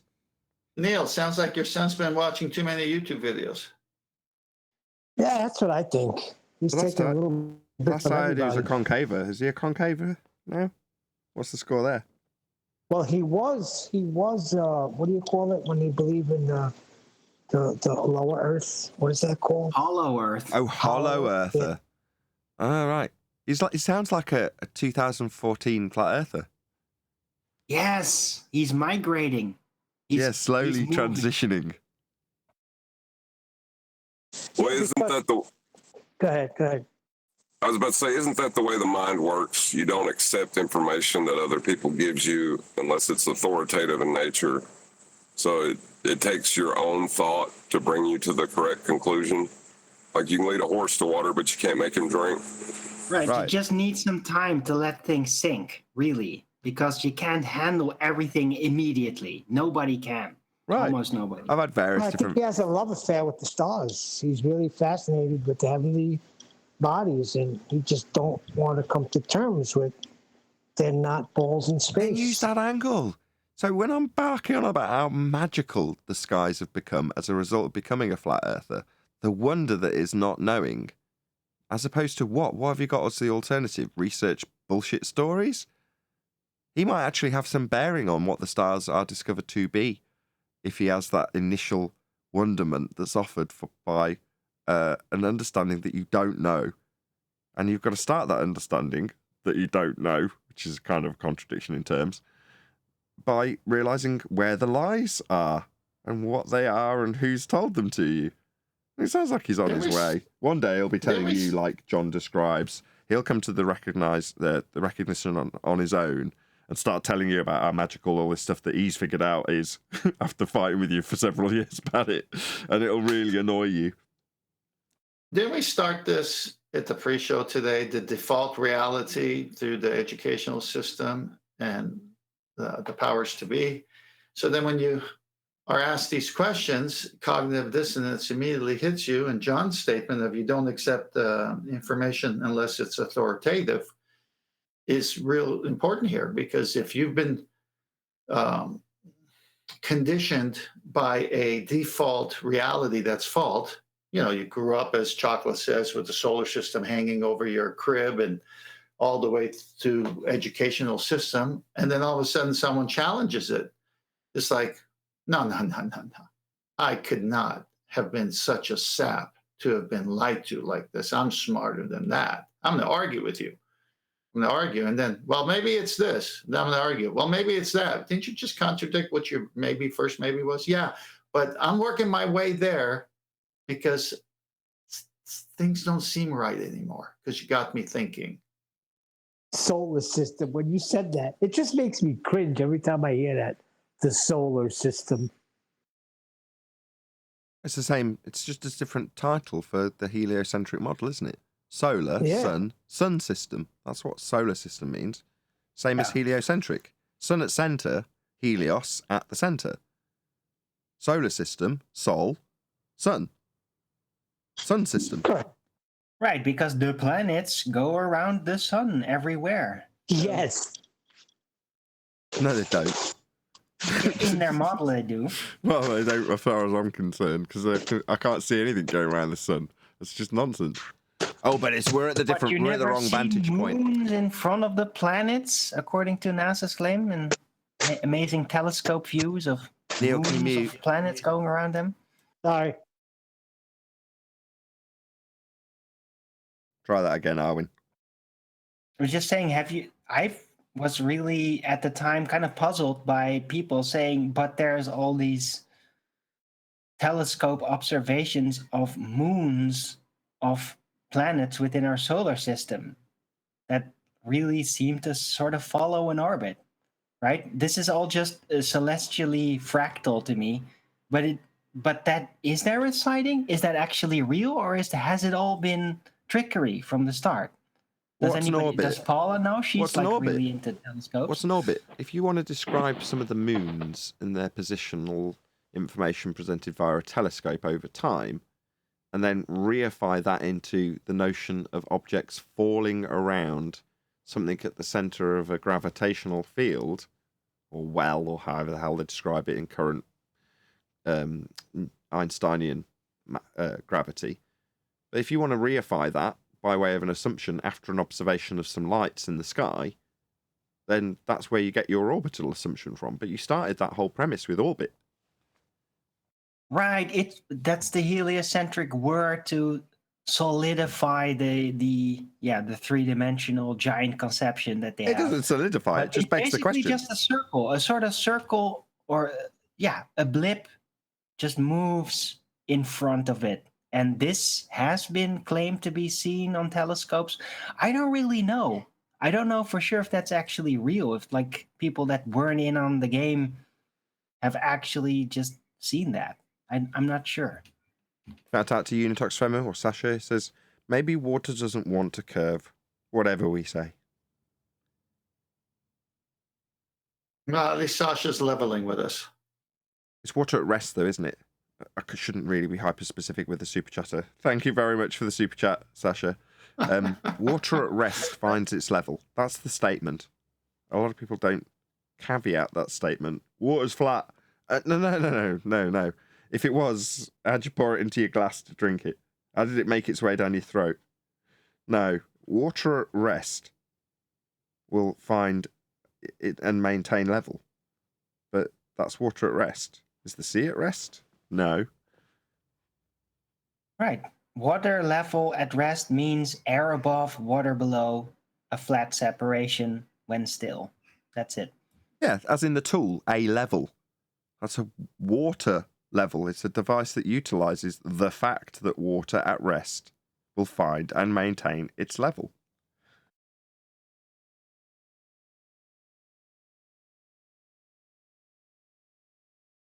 Not water at rest will find and maintain level. Water will find and maintain its level. Water at rest is flat.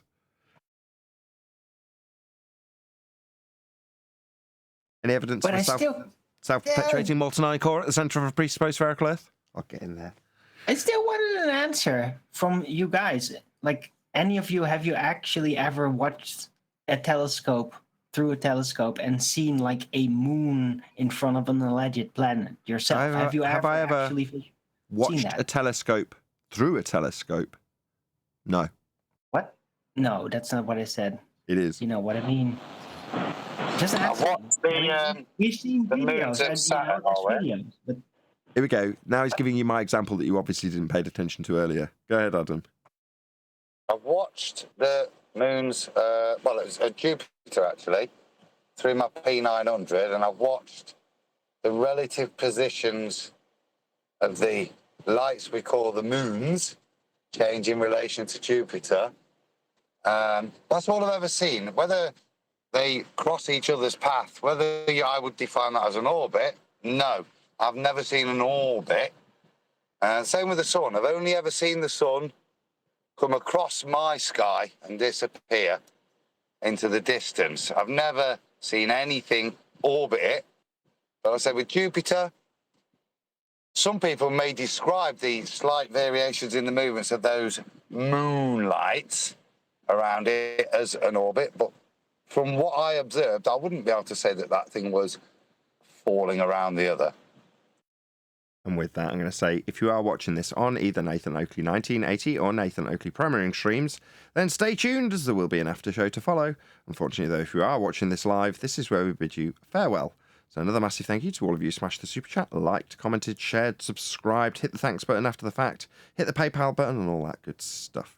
Once again, stay tuned if you're watching on a Premiering stream. I've been Nathan Oakley, and I will see you all in the next video.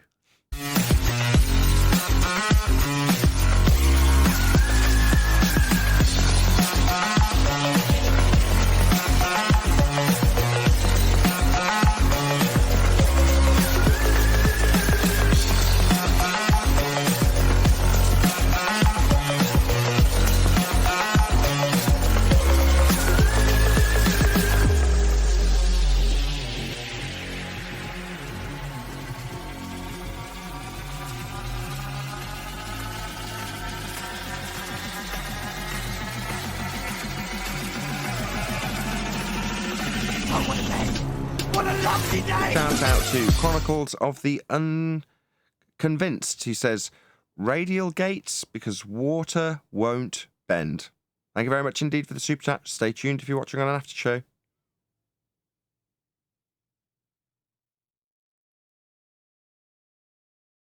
Happy birthday, Adam.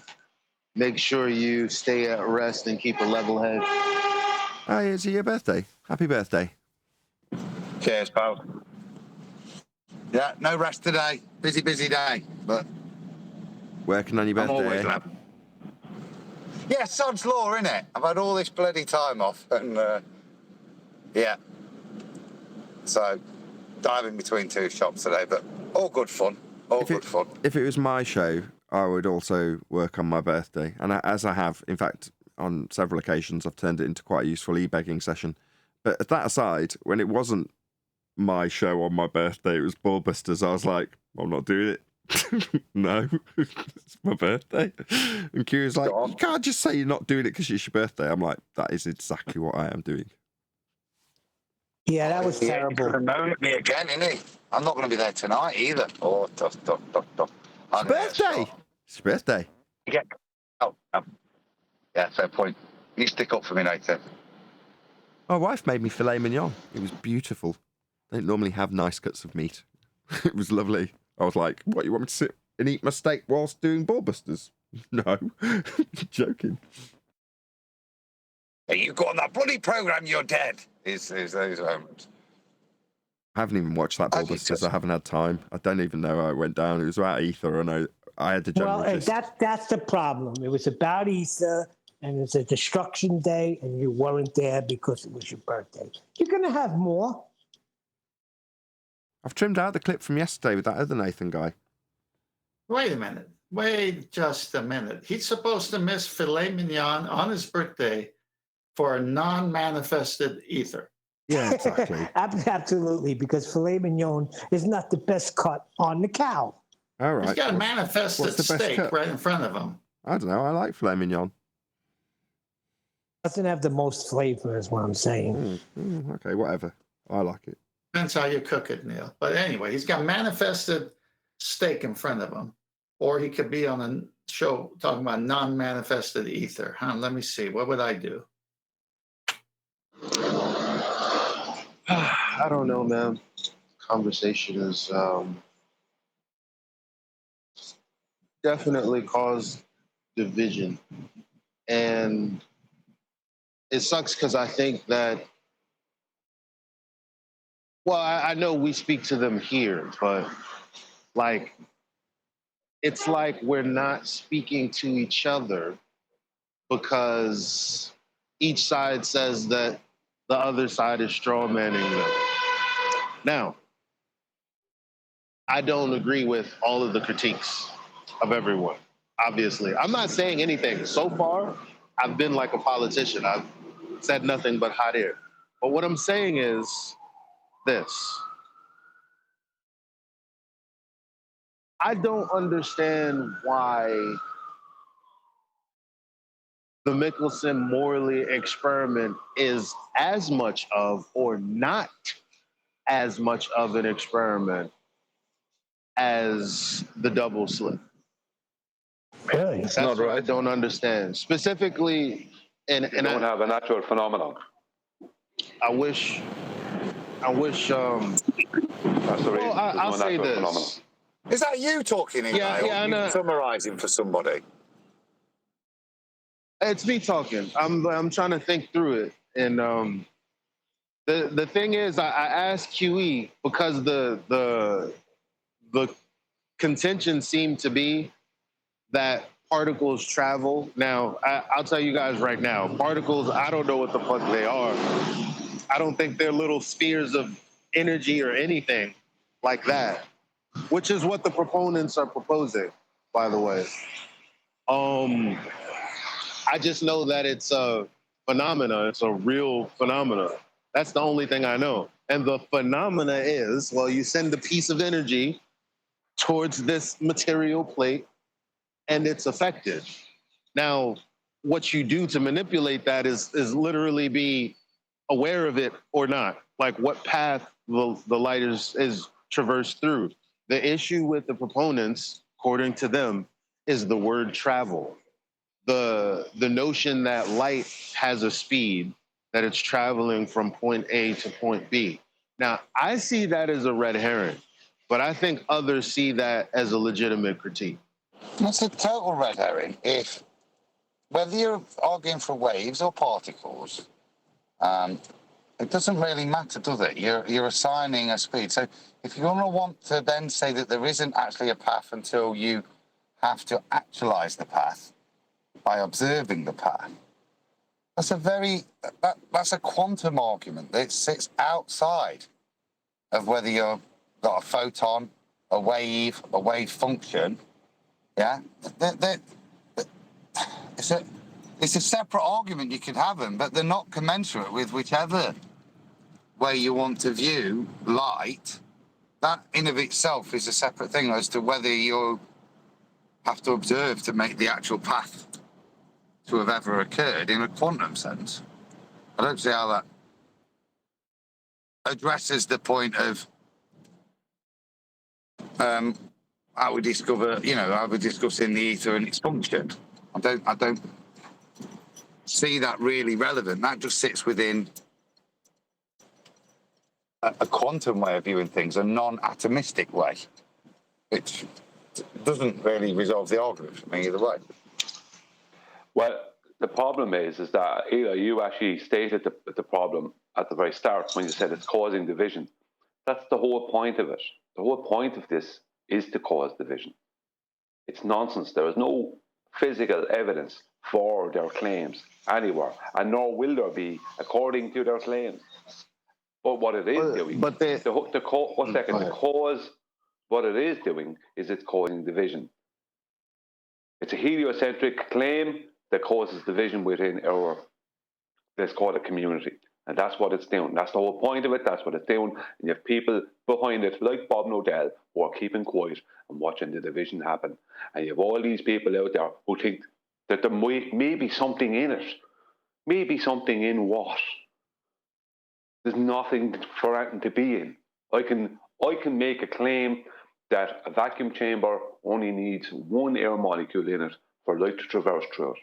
Now that claim is nonsense, but that is more validatable than their claims. So I can destroy any of their claims from any one of them, Ken Wheeler, Bob Nodell, any of them, just with that one claim. They can't disprove that, and I can prove air exists. That's the end of it. Yeah, I understand that, and I get that. I try to keep my feelings about individuals totally separate from my critique. It could very well be true that people are trying to cause chaos. I mean, that's a thing. Like, some people like doing that. I don't know who's doing that. I don't. I'm not inside of anyone's head, but the way they're arguing, without being there to have the conversation, the points that they make, they're not unreasonable. They're just going uncontested. But what's Ether? That's the whole thing that I can't. I just asked what it is. I can't get an answer. Yeah, but that's besides the point. Unfortunately. Oh, really? Yeah, but you have to look at what the tactics are. What's happening? You have people in Discord. I don't care about the tactics, Brian. I get it. I'm just trying to make aware the conversation so that we can unpack it. So it's like, oh yeah, but there's nothing to speak about. Like yeah, there is. All right, tell me what Eli, hang on. Eli, what's happening is you have ether pushers in Discord, right, gaining soldiers, just like the Globers. Etherians. That's what you have, and you have their soldiers coming in here then, trying to have a go with us. There's nothing there. That's what you said the first time. It's just repackaged. I get it. Well, I have a question about this, Eli. What are they saying that is reasonable? Because it seems like most of the time what we get is a description of how they're arguing rather than what their argument is. Well, I mean, from what I understand, the one thing that I can latch onto and get behind is that nothing doesn't exist. But that's literally it. You know, I also know when you have a medium and you introduce something to it, the medium is affected. These are just truisms. They're not that, it's not like, whoa, my mind is blown. But that's literally it. Like that's it. That's as far as I go. But then the critiques about quantum mechanics might be critiques that can be educationally answered, because a lot of people don't know. And I can't be the only person trying to, like, people are going to think what they want to think. You know what I mean? Like, so it's like we got to start having conversations again, as many times as we had it, about science, what the purpose of science is. No, we're not just people who only believe or only consider the scientific method for knowledge or any inquiries about the world. That's not true. But that is the picture that a lot of flat earthers are being painted right now. And I don't think that's a fair critique, just like I don't think some of the critiques on, well, no, I won't. It's the way that the conversation is being handled is annoyed. And I can see things spiraling for no reason when we actually can have conversation about something like quantum mechanics, like the history behind what everyone else thought behind these experiments. Like, that's more interesting than what this ether believer is doing, what this atomist, quote unquote, is doing. Well, Like, you got to get back fine. to the education. But there's a Yeah, but is Mickelson Morley was saying that nothing doesn't exist a positive claim? Because it sounds like you're just kind of taking things do a rational exist and logical claim. Hold on. You're taking a tautology and trying to make it into a dichotomy. The tautology would be that things exist. And then you're trying to reverse that and say nothing doesn't exist. So I think that that statement in itself is a bit fallacious. After Brian, I'd like to say something. Well, there is Yeah, I one more agree thing with to add that. to that. Go ahead, Brian. They're juxtaposing the statement that nothing exists with the claim of something that isn't real and doesn't exist in physical reality existing.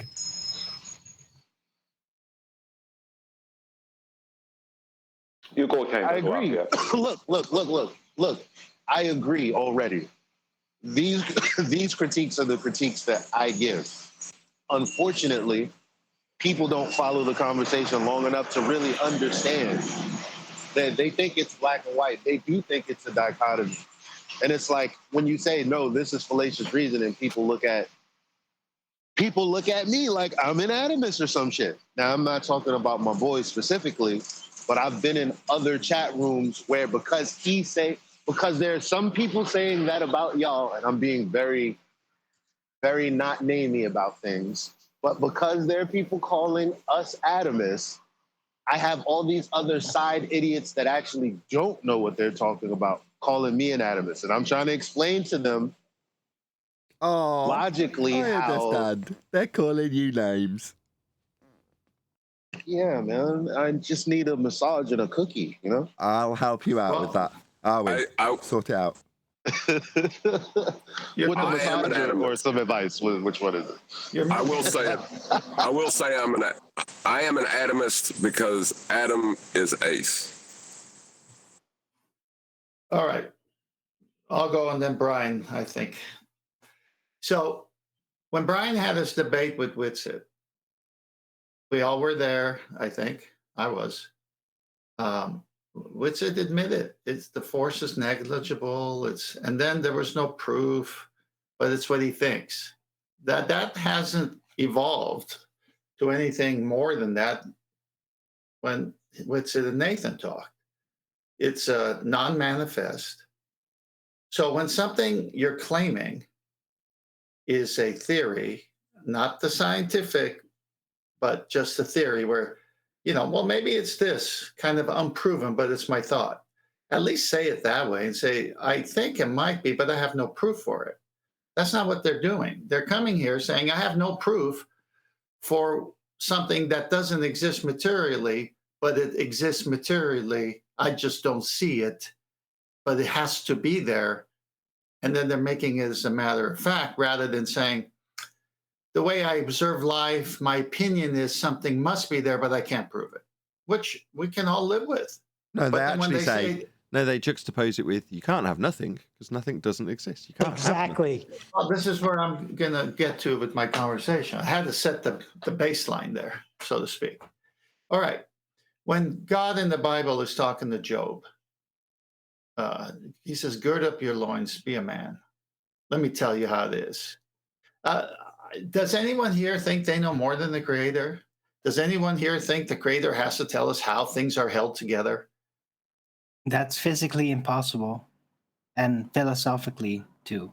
That's right. So the whole point is there are some things outside of our created level understanding can only go so far.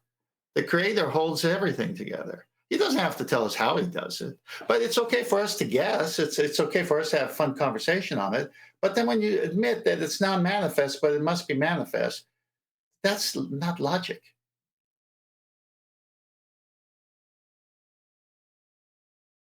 Just say it's your opinion. It's fantasy. It's just no. But I want to be blissfully ignorant about this antecedent situation of reality, and I'm just going to imagine like I'm God right now and I can dictate the rules without oversight, without actually understanding the Akashic record, the order of information, the order of morality. Yeah, that's not going to work out very well. It always crashes in the end. When they say nothing can't exist, that's why I see what they're really claiming is that there has to be something in a vacuum chamber for light to travel through it or to exist within it, right? So they're claiming there has to be a medium, a background medium for light to propagate, right? This is what, but light has to be a wave for a start for that claim to even attempt to take hold, even logically. But their claim nothing can't exist is a complete and utter load of rubbish. But it's not a load of rubbish, it's a true statement. But what they're doing is they're juxtaposing that statement to somebody, right, who doesn't know any better, and talking about a vacuum chamber. And the person goes, yes, there's nothing in a vacuum chamber, nothing can't exist. So the ether must be there for light to go through. No. A vacuum, right, there's different levels of vacuum, and even at the highest, most, what they call what's known as extreme vacuum, there is still air molecules and gas. There is still small trace amounts of gas within that vacuum. So there is never a situation where nothing is in the vacuum chamber. That's never the situation. There's always something. There is always matter or energy within the vacuum chamber. The chamber itself is made of something. Nature abhors a vacuum. Hang on, Arwen, please. Yeah, he's right. You're right. But give me a second.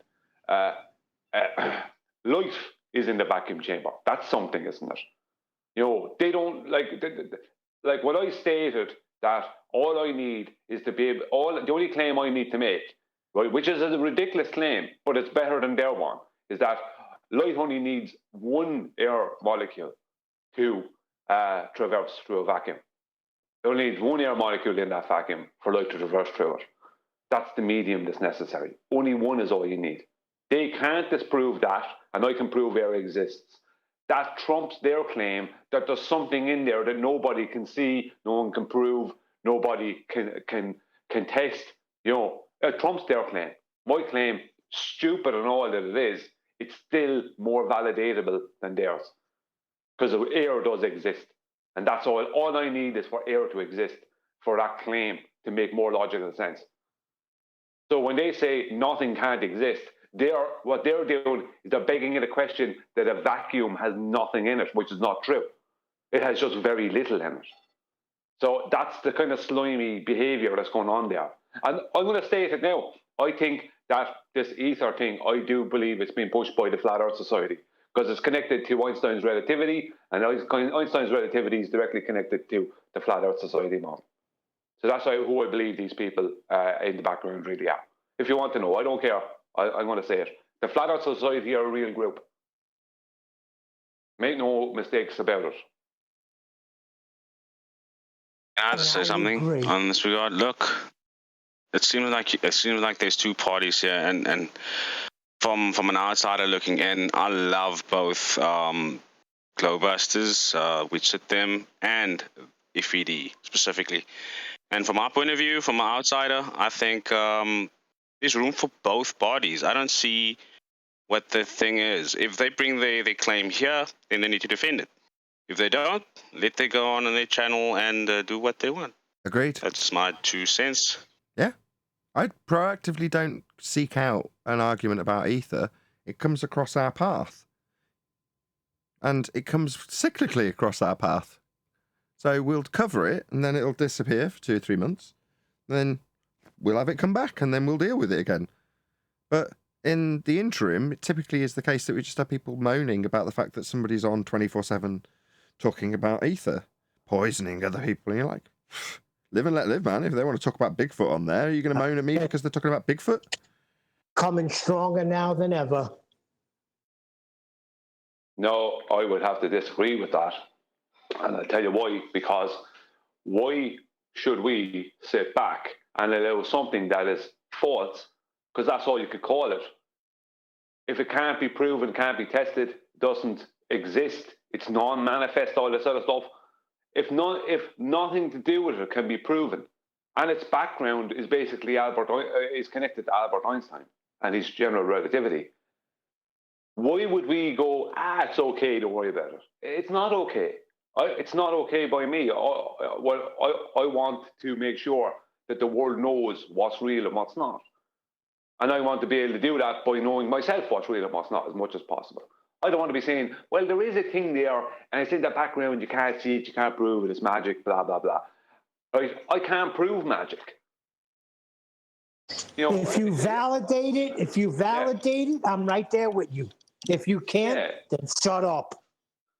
Yeah, well, that's it. I don't like this live and let live attitude. That's not going to help us, because this Aether is so anti what is going on with what people think it's anti what's going on in heliocentrism. Well, Aether is heliocentrism. It's part of the heliocentric model. So people think, it's Aether. Aether is the answer for this thing, and this thing. All those globers were wrong. No, Aether is from their model. It's part of their model. Aether comes from their model. The Aether is necessary for their heliocentric space. Brian, I tried saying that, but you're nailing it as far as I'm concerned. Aether is their God. I tried saying the creator holds everything together, but he doesn't tell us every aspect of his creation. And they need a God for heliocentrism, and it's Aether, because they can't go to the real God because they have to repent and whatever. But the whole point is, this is gravity's been dethroned. Now it's Aether. Well, there's also another point. That gentleman, hold on a sec. That gentleman earlier said that there seems to be 2 parties in this. There's those that say the Aether exists, and us that are opposing it. But there's a third party in this community that no one's recognizing, and that's the anti-flat earthers who assert it's gravity. So there's a trichotomy at play, and it's actually an argument between them two about a phenomenon that no one's ever observed. Yes and no, because the model they're supporting is where Aether comes from. So you're right in one way. It would be nice to hear what they have to say about it. No, it wouldn't be nice to be able to say, listen to what John's saying. No offense, Brian. He's saying, this is the feast of nonsense, isn't it, John? What you're trying to say is, there's ideally us as flat earthers holding up the Aether. And then a contrast to that, the dichotomy, is their gravity, or dark matter, or whatever. So that's the ideal position, so that both sides have an argument that's been orchestrated for them from the same origins. Now, those origins reaching a dead end at the sphere, not at the flat earth that has its origins in. But that's what they want. They want us to argue Aether and the globers to argue gravity. As long as everybody's talking about something that's creating an ethereal force that we can't experience, and as John says, no phenomena to study, just as long as we're all arguing on the same page, it doesn't matter that one side realises that their page hasn't got any evidence and the other side doesn't realise that their side doesn't have any evidence either. We're outliers. So you're saying it's a trichotomy. Well, I don't see it as a trichotomy either, because we're saying not our claim is it doesn't exist. Our position is prove your claim exists. So there's two positions on us. Now, the fact that we are also simultaneously tied to the people who claim ether because they're called flat earthers, well, I don't care. Call me whatever you like. Prove ether's real. Hold on. No. Nothing can't exist. I'm not making that claim either. I don't care. Just prove your claim. That's all that matters to me. If you say it's real, prove it. Well, what I'm saying, though, is the fact that we exist at all proves that it's a false dichotomy between ether and gravity.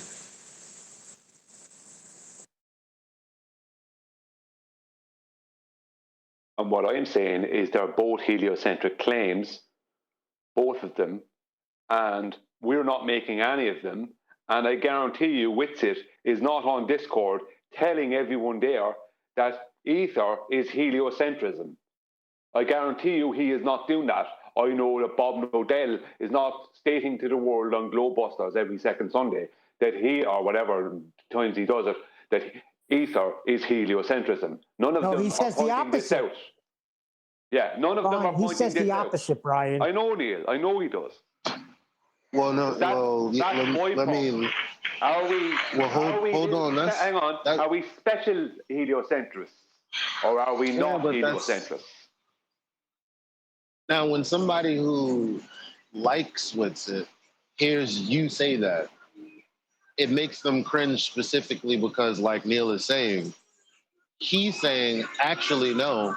If the flat earthers on this side understood what was really going on and really researched all of the stuff that he's been sending to people and speaking to people about, then they would see that actually the ether debunks heliocentrism completely. So what I would like to hear is a discussion about that. Like, oh, how so?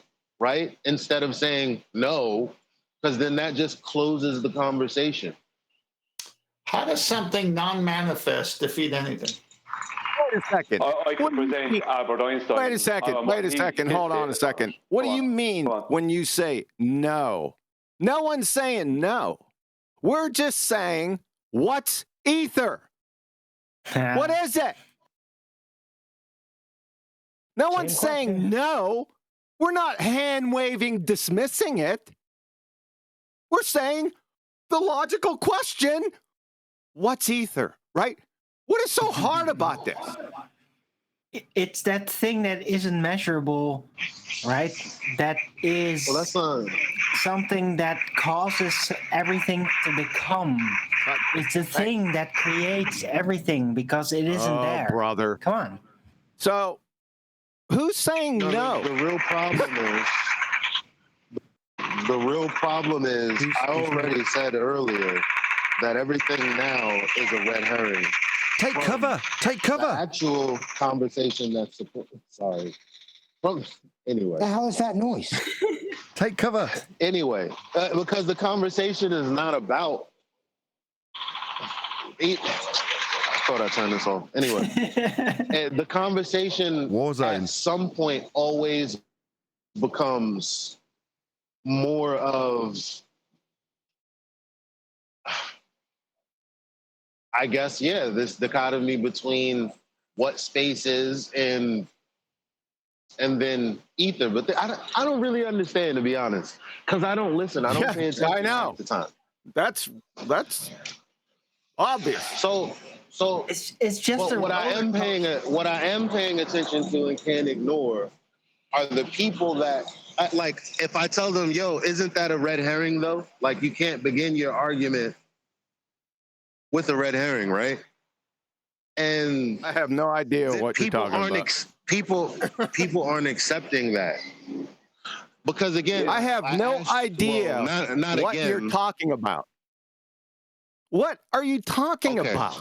Before you came, I had said, and I alluded to sending a message to you, asking about the phenomena in the double slit, because I said, isn't it more so?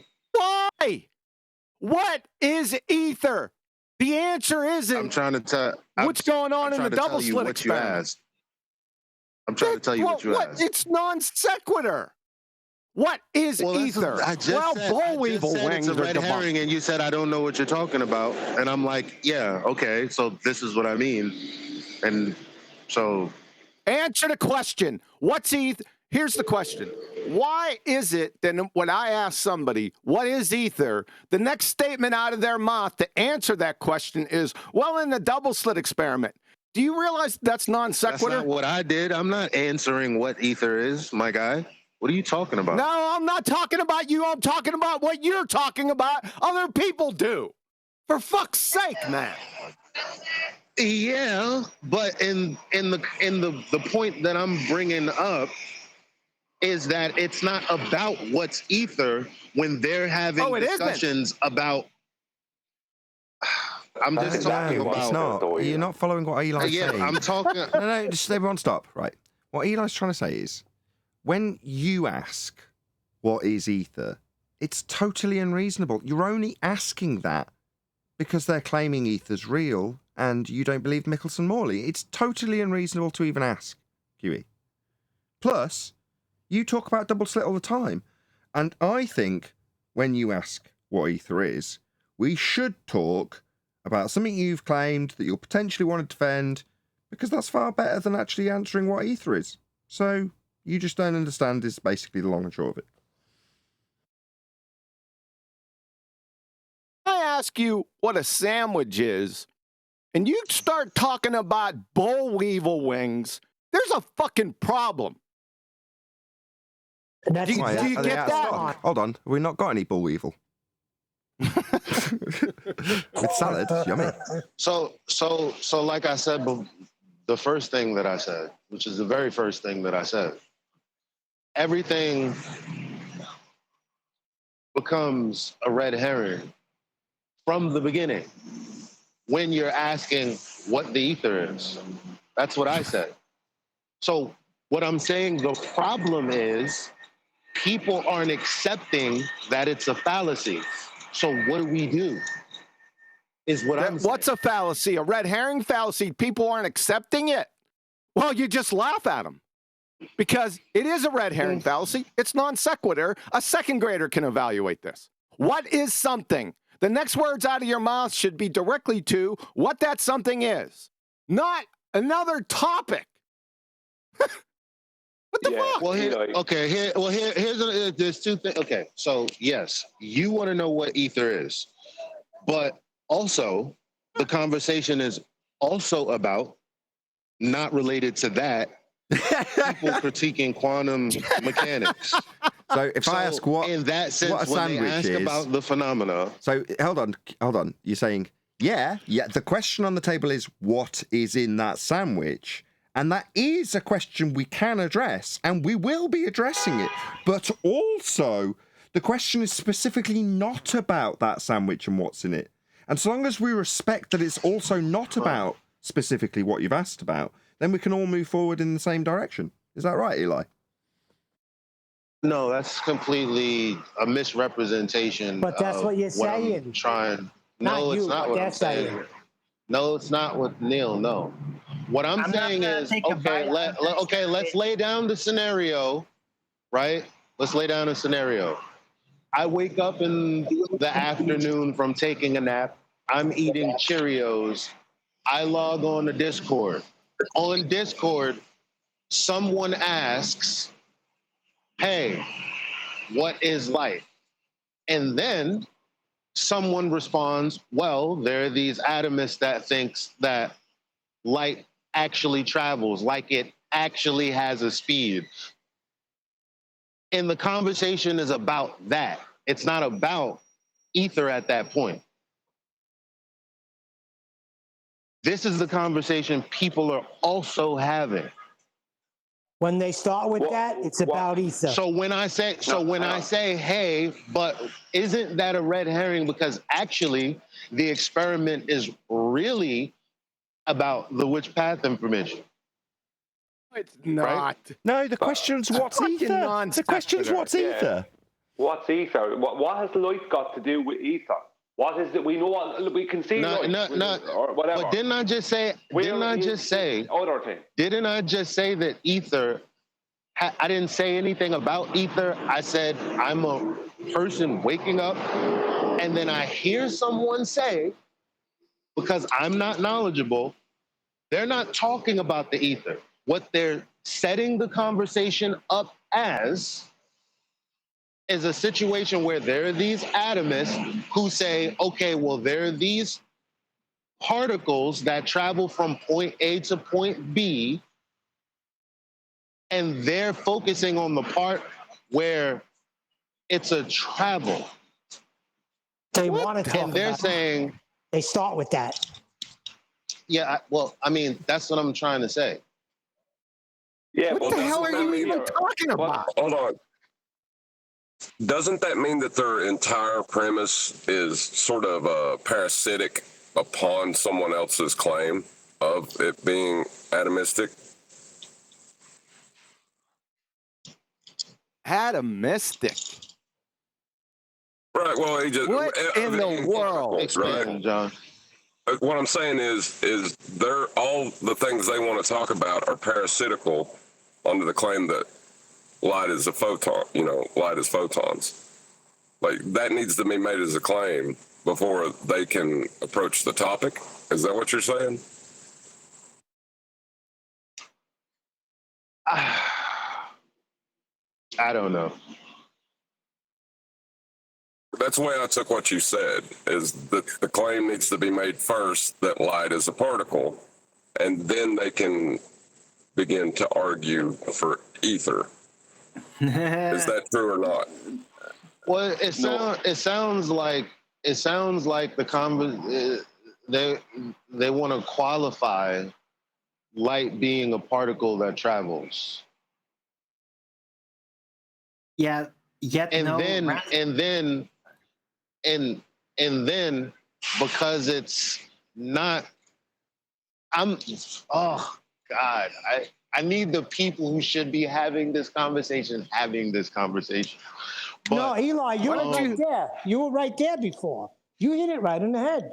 They start out one way because they want to bring it to ether. So this is where they're going to start out. And it's like, well, I mean, if you consider that, like, if I'm coming to people and I'm saying, hey, it's not science.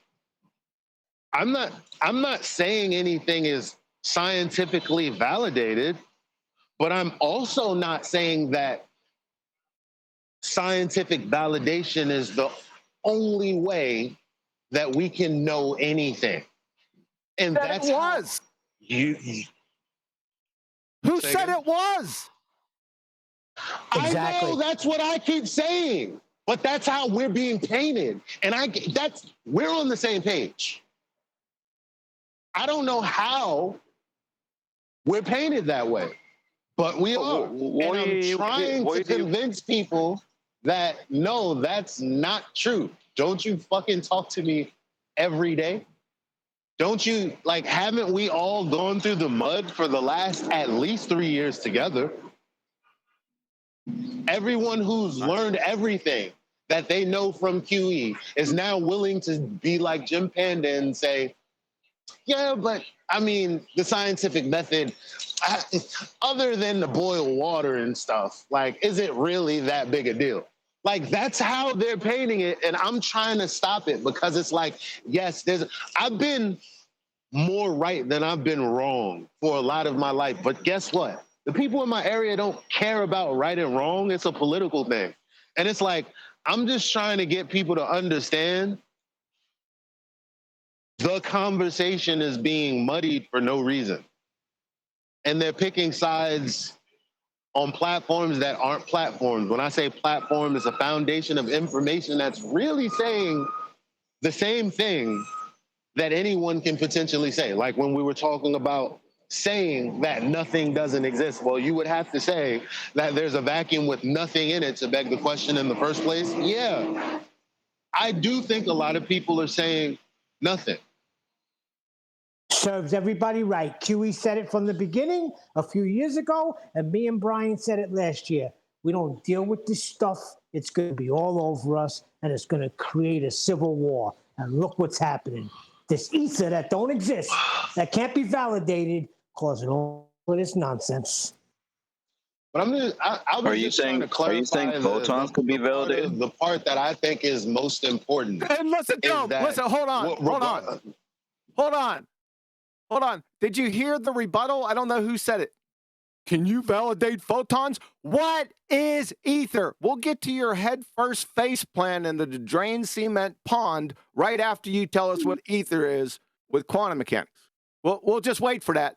But what is ether, sir? Well, it's a theory. No, it's not a theory. A scientific theory.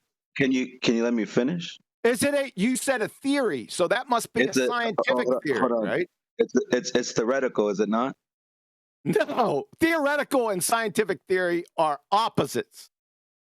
Okay, so they believe that there is whoever writes the Britannica, whoever writes the books, whoever writes the encyclopedias, whoever came up with this idea of the ether, they try to put that there's this medium for all the universe, and this is how these things, electromagnetic waves, transfer through there is no electromagnetic waves. Okay, you said a medium. Define medium.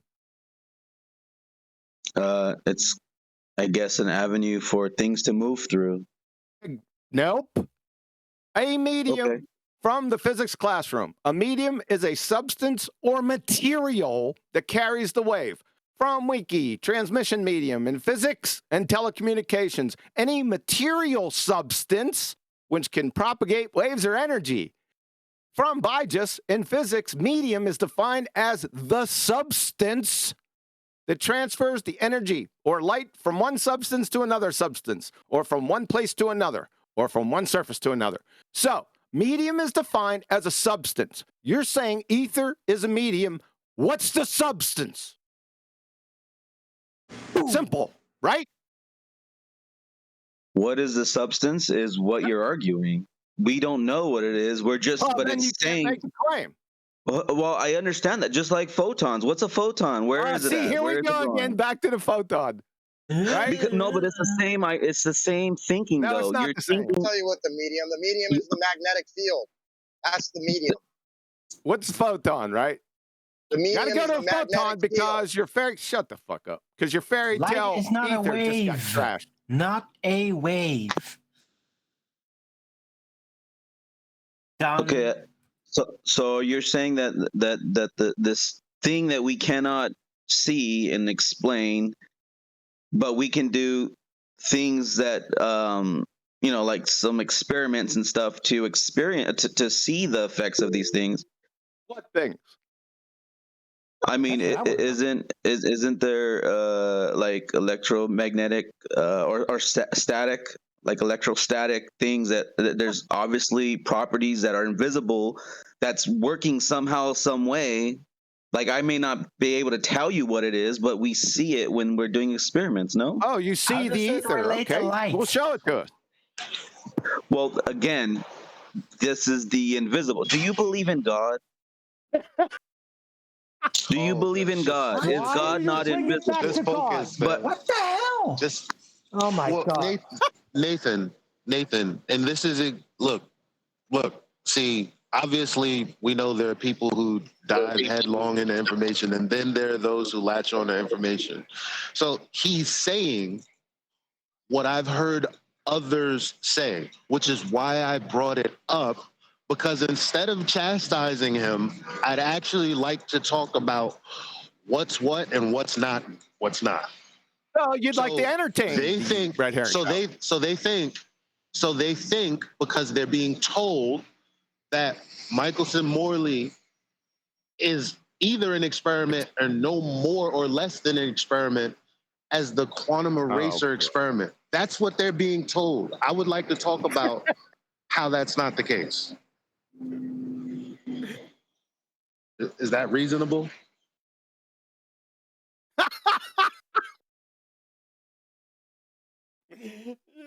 Yeah, perfectly reasonable. So when you get a magnet, like the guy that just came in here. Yeah. When you get a, I mean, because that's when what you the get a audience magnet, is going to be. can I say something New real quick? people trying to get more information, right? From us. Yeah. That's the whole So- purpose. Yeah, so when I ask him what ether is, we finally get down to, do I believe in God? Yeah, I am definitely going to go down that avenue. Yes, I will. For the people.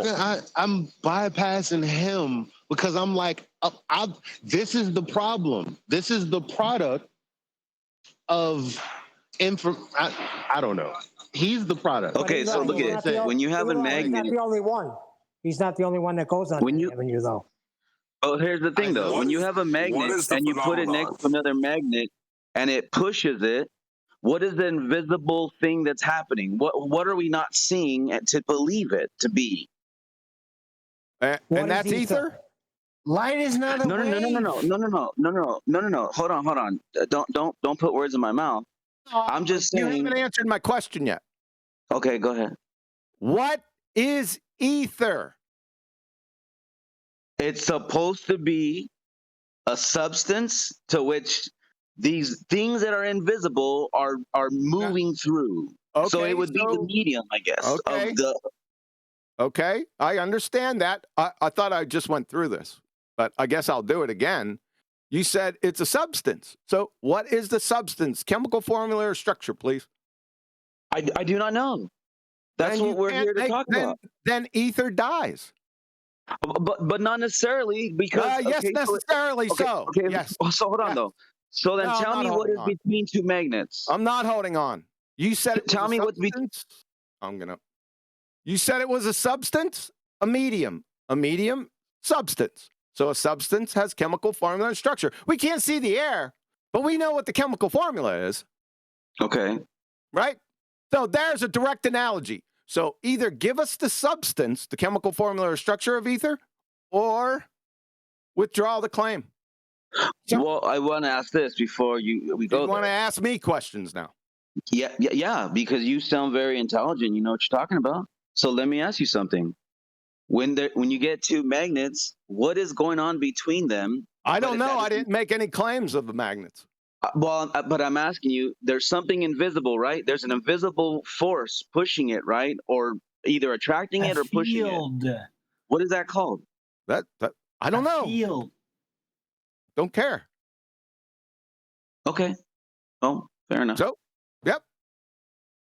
I would say that whatever's going on between those things, whatever's going on that's invisible, I can't see it, I can't show it to you, but there's obviously something going on between two magnets when you're pushing. So fields. Could now, I just interject on that point? Say it. Just for a second. The field. Come on. Oh, wait, no. Then. Yeah, it is magnets. Fields. Could I okay, so then that field. That point, then that I think field, that electromagnetic we heard field. you the first time. Adam's obviously trying to get something in. Go ahead. I've been listening to this argument for a while, and I think, certainly from this side, and I think you can hear the frustration in QEs, the rebuttal that we keep receiving, after we've gone to ether, we then magically jump to magnetism, as if because we've got a magnetic field, that's not really there, we can't see that. Suddenly, ether then takes on the properties of magnetism to support the fact that there's something that we can't see. This is the issue on our side. We understand magnetism to some degree, we appreciate it, and we can do things to demonstrate it. Yeah. When we get to ether, we keep asking for this equivalence of the demonstration of the ether, and all we get is an analogy in magnetics or something. And that's certainly the frustration on our point, that if it was magnetics we're talking about, you bring magnets and you can show and demonstrate magnetics. But when we ask for ether, we're given examples in light, and we're told it can't be a photon. What's a photon? You've never seen it. Yeah. Or we go into the analogy of magnetics. And it'd be nice, because I've tried to listen, used to hang about with these guys, and I've always listened, and I'm still trying to understand what ether is, not what it could be like, how I could conceptualize it if I just think about magnets. Yeah, how and what is ether, I think, is the thing we're asking, and it gets frustrating when we go on these do-si-do loopsy loops of analogies. That's well said.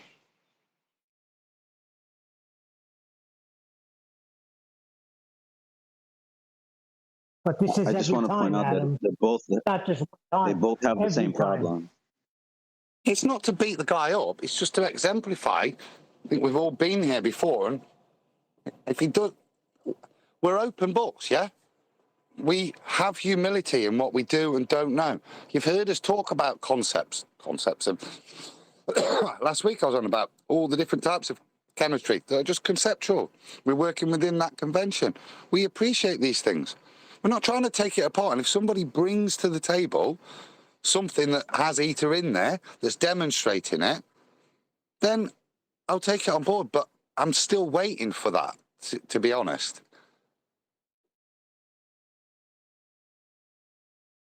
Let me ask this man a question. Wait. Let me ask. What do you ask? I just want to know what he thinks about what Adam. I just want to know what he thinks, because that's basically what I keep trying to tell people too. Well, I want to know if he agree thinks that what Adam said is fair. That could be if he understands.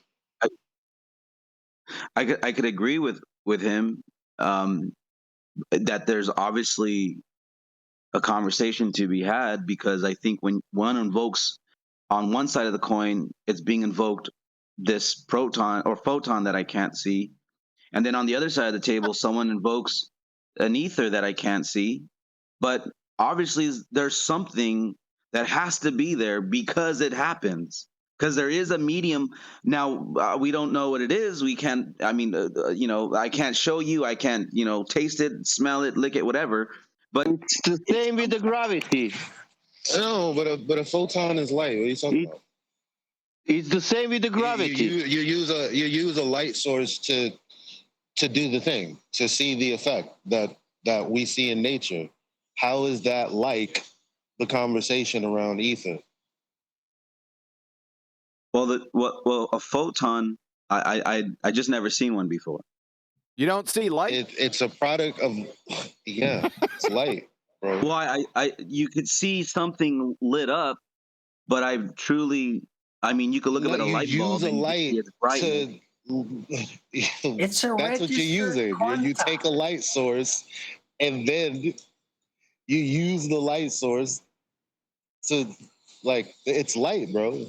That's all it is. Registered quanta. It's not like we have to use all of these other analogies to explain what a photon is. No, it's just light. I turn on a flashlight. It's like boom. Like, I understand you're like, okay, so there's all of these individual. Like, I get your hang up on that, but fam, can I jump back? That's really irrelevant. But at that point, it's like a baller saying, "Well, we're spinning, and we just do." Like, what? Wait, what? Yeah, exactly. Sorry, what the hell are you talking about? The photon attack. Because you're saying something that, okay, for instance, you say a photon is light. Okay, well then show me a photon. I want to see this. Right, well, just look at the light, point. bro. This is all the time. Look at a the light bulb. non-sequitur argument. We ask about ether. No, right. So just as much as when we're discussing the ether, and we're hoping to discuss it, what doesn't seem a fair or in any way sensical rebuttal is to try and put somebody on the back foot by saying, well, you describe a photon. Now, I've told you that these things are conceptual. So I'm quite happy, I'm quite happy to criticize the photo-electron effect, I've got no problems with looking at those as they sit on their own, but to go and criticize the photoelectric effect and use the criticism of that as some form of validation for ether, again, is nonsensical. It doesn't hold any strength, Just because I can take one argument apart that's got nothing to do with what I'm talking about, it doesn't strengthen the argument that I have no evidence for. And this is another frustration you guys bring to us. We ask for the ether, you go, well, what about photons? What about them? Are you claiming photons in ether? Because if not, I don't see its relevance. Other than I would happily put my hand up and say, yes, you can question the photoelectric effect. You can. There are top-grade physicists that do that. Dr. John Dee, for example. But any criticism of that has no bearing when you're trying to describe ether to me. Well, when someone said electromagnetic waves, and right away it said that doesn't exist. I heard that, and I'm like, wait, well, that's like saying someone saying photons, and then they tell you, well, that doesn't exist. This is the argument on both sides. What's an electromagnetic wave? I know what a magnetic wave is. To describe an electromagnetic wave, where are you putting it? Has that, and more fundamentally... Why? Hold on, Adam, you're deviating from your own point. I'm going to stop you. Everyone stop. Everyone stop. Adam's point is, if I claim there's a love field, and you come along and say, hang on a second, if you're going to try and prove a love field, if I can disprove unicorn fields, then that somehow lends validity to your claim of a love field. No. If you're claiming there's a field comprised of love, then prove there's a field made of love. Don't ask us to prove photons, because you've made a claim that there's a love field. Now, you're claiming ether. So anything in regards to magnetism, which isn't ether, or heaven, which isn't ether, or photons, which aren't ether, nobody cares. But because you've got precisely dick in regards to proving ether, you challenge us on some other random crap that's not related to ether, so that you can have the argument about that. Well, no. Just prove ether if that's what you're claiming. So then, ether is not electromagnetic field? So gravity is not electromagnetic field? Let him continue. What is it? No. So No. You're not being asked to ask us what it isn't. Do you understand the difference between telling someone what something is and asking them what it isn't? Because that's what you've just done. No. This discussion's about ether. Tell us what it is, then show it us. Anything beyond that, I couldn't give a crap. If you can't do that, then it isn't real. That is as simple as that. I don't want to hear about photons. I don't want to hear about the photoelectric effect. I don't want to hear about gravity. I don't want to hear about unicorn or love fields. I don't want to hear about anything other than you showing us what you claim. You claim ether, so you need to back your claim. It's just that simple. Anything beyond that from this point, I'm going to step in and say, why are we talking about photons? That's not ether. Why are we talking about gravity? That's not ether. Why are we talking about electromagnetism? That's not ether.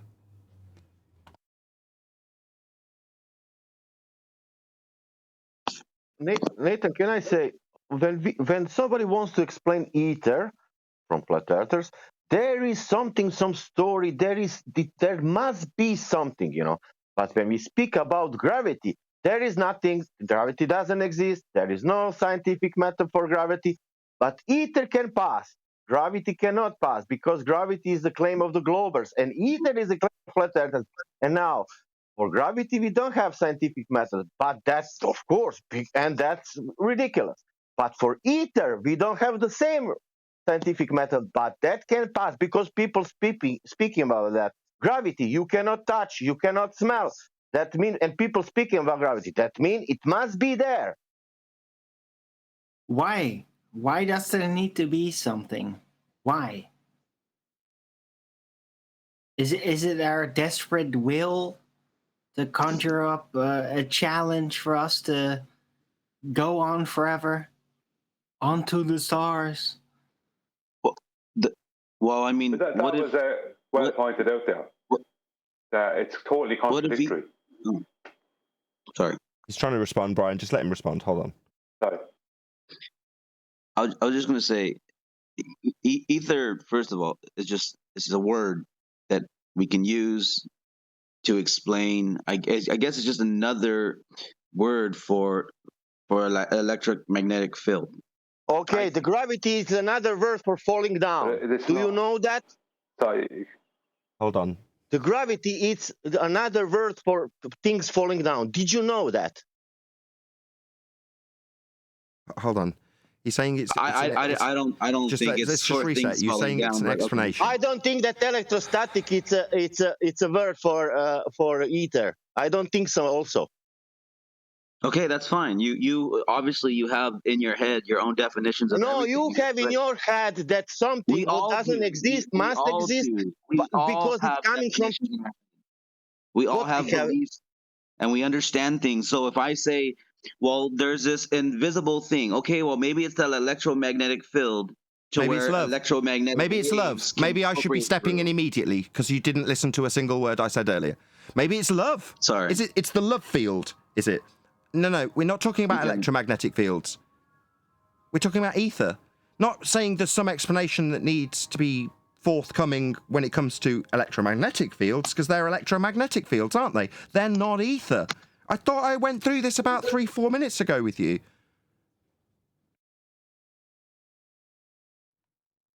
So there's a field, the love field, right?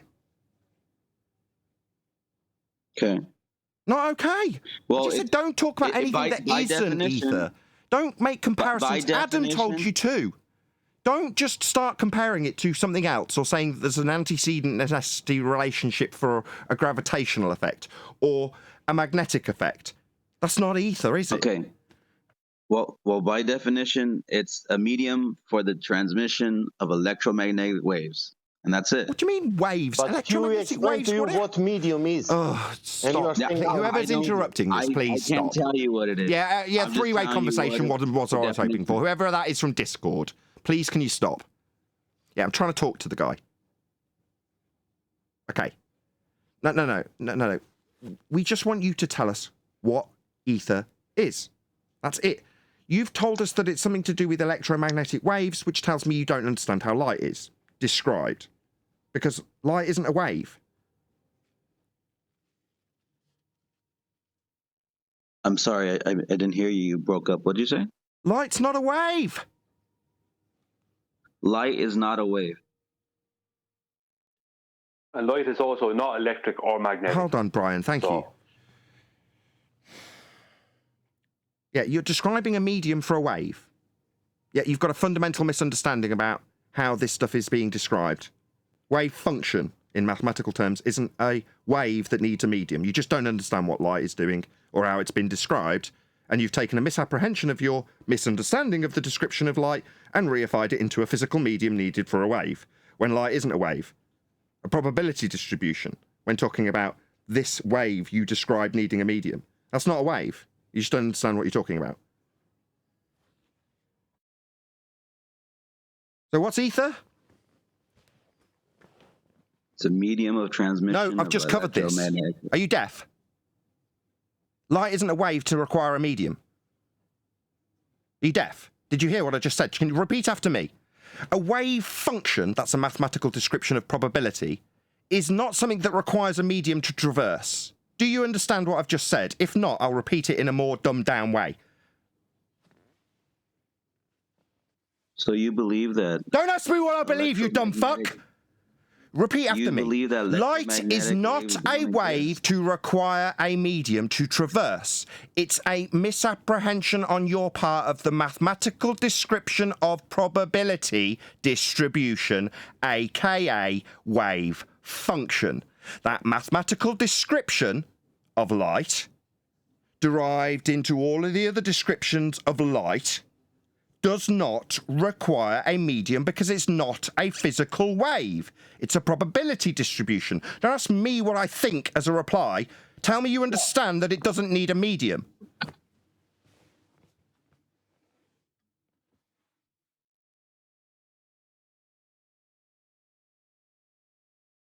You don't understand how light's being described.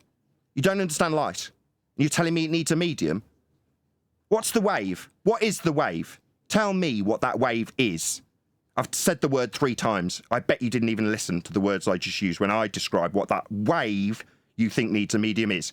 You tell me, with light as the subject matter, what that wave is. Go. What is a light wave? Yes. You can repeat my question. So well done. Step 1 achieved. You listened satisfactorily to repeat. Now tell me the answer. Don't repeat the question. So like, for instance, X-rays that are coupled waves of electric and magnetic fields traveling? X-rays? Are you like that? So, sorry, X-rays? X-rays is light. Yeah, okay. what's the wave in an X-ray? Can everyone else shut up? What's an X-ray? What's the wave of an X-ray? Tell me. What is the wave of it? Yes, we established that you can repeat my question, you dumb shit. I don't need my question paraphrasing back so you can buy yourself a few seconds. Answer the question. You're saying this wave, that you've paraphrased back my question of what it is 3 times, is needing a medium according to you. So tell me what the wave in an X-ray is. Electromagnetic radiation. That's not a wave. I asked you to detail what the wave was, you dumb shit. That's probably how they're measured, yeah. Probably, dumb shit. You think this is probably described as a wave? A minute ago it needed a medium, now it's probably. What, a probability, probably? Or probably you don't know what the hell you're babbling about, probably? So you're measuring a wave? Don't tell me what I'm doing. I'm asking you what the wave in your requiring of a medium wave is. In this case, X-ray. Where's the wave, Dumbo? So then the light is that... So don't tell me what the light's doing, tell me where the wave is, Dumbo. What do you mean where it is? It's traveling. What's the wave? You say it needs a medium, you stupid spastic. Now I want you to tell me what that wave is. You asked me, do I want to know the wave for an X-ray? Yeah, Dumbo. I don't want it repeating back. Where's the wave? It's in the ether. Oh, is it? You don't think it's a mathematical description of probability distribution, aka a wave function, you dumb fuck? Who doesn't know what the hell he's talking about, being educated right now by me, after telling us it needs a wave to have a medium, when it's actually probability distribution, aka wave function. I said it to you 3 times before asking the question, you didn't even manage to repeat it back. It's a wave function. That's a description of probability distribution. That doesn't need a medium, you dumb shit. Maybe this is why you don't... Maybe you're a dumb shit. Maybe you can start telling me what I think and do. You are a dumb shit. As describing a wave when detailing an X-ray, maybe it needs the ether. No. The reason you think it's because it's a wave is because that's the description of wave function, aka probability distribution, something you've got no clue about, but yet are here telling us about our waves that light are made up of need mediums. You're just a spastic, an embarrassment to me as a flat earther. How dare you come here telling me the wave, you don't know what it is, you don't know how it's described, but you tell me it needs a medium? How dare you, you dumb shit! You've got no right calling yourself a flat earther, you're an embarrassment to me. Don't call yourself a flat earther, call yourself an ether retard, because that's what you are. You've been told. Don't tell me what I've been told. You are a retard. You believe in something that you can't prove after reifying a mathematical description of probability distribution, making you a spastic, and an embarrassment to me as a flat earther. You are telling me that light doesn't go through a medium on... No, because it's not a wave. The reason it's described that way is because it's a probability distribution for the 5th time. And who told you that? Who told me that? That's how it's described, you dumb fuck. Look it up. If you're going to make claims it needs a medium, you'd think you'd know. You stupid retard. Here you are telling us about what light is and how it behaves and what it does, but you're going to not even know what it is and haven't even looked it up. You don't know the derivation of how these lights are being described with waves, because you don't know what the terms you're using are. Just here barking at us that we need to understand it needs a medium. You don't even know the words you're using, you stupid dumb idiot. Like a baller right now. This is how a baller argues. They tell you what they know and how they understand it. Kick them out. Even though you're throwing out what the definition of itself is. Sorry, how is light a wave in its description? 3rd time I've asked you. Go.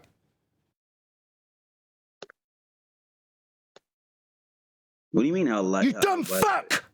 You are a retard and an embarrassment to flat Earth.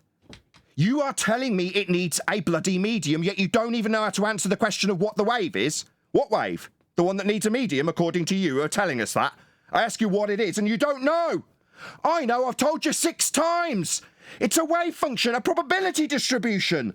You don't know what you're babbling about and are an embarrassment to me as a flat earther.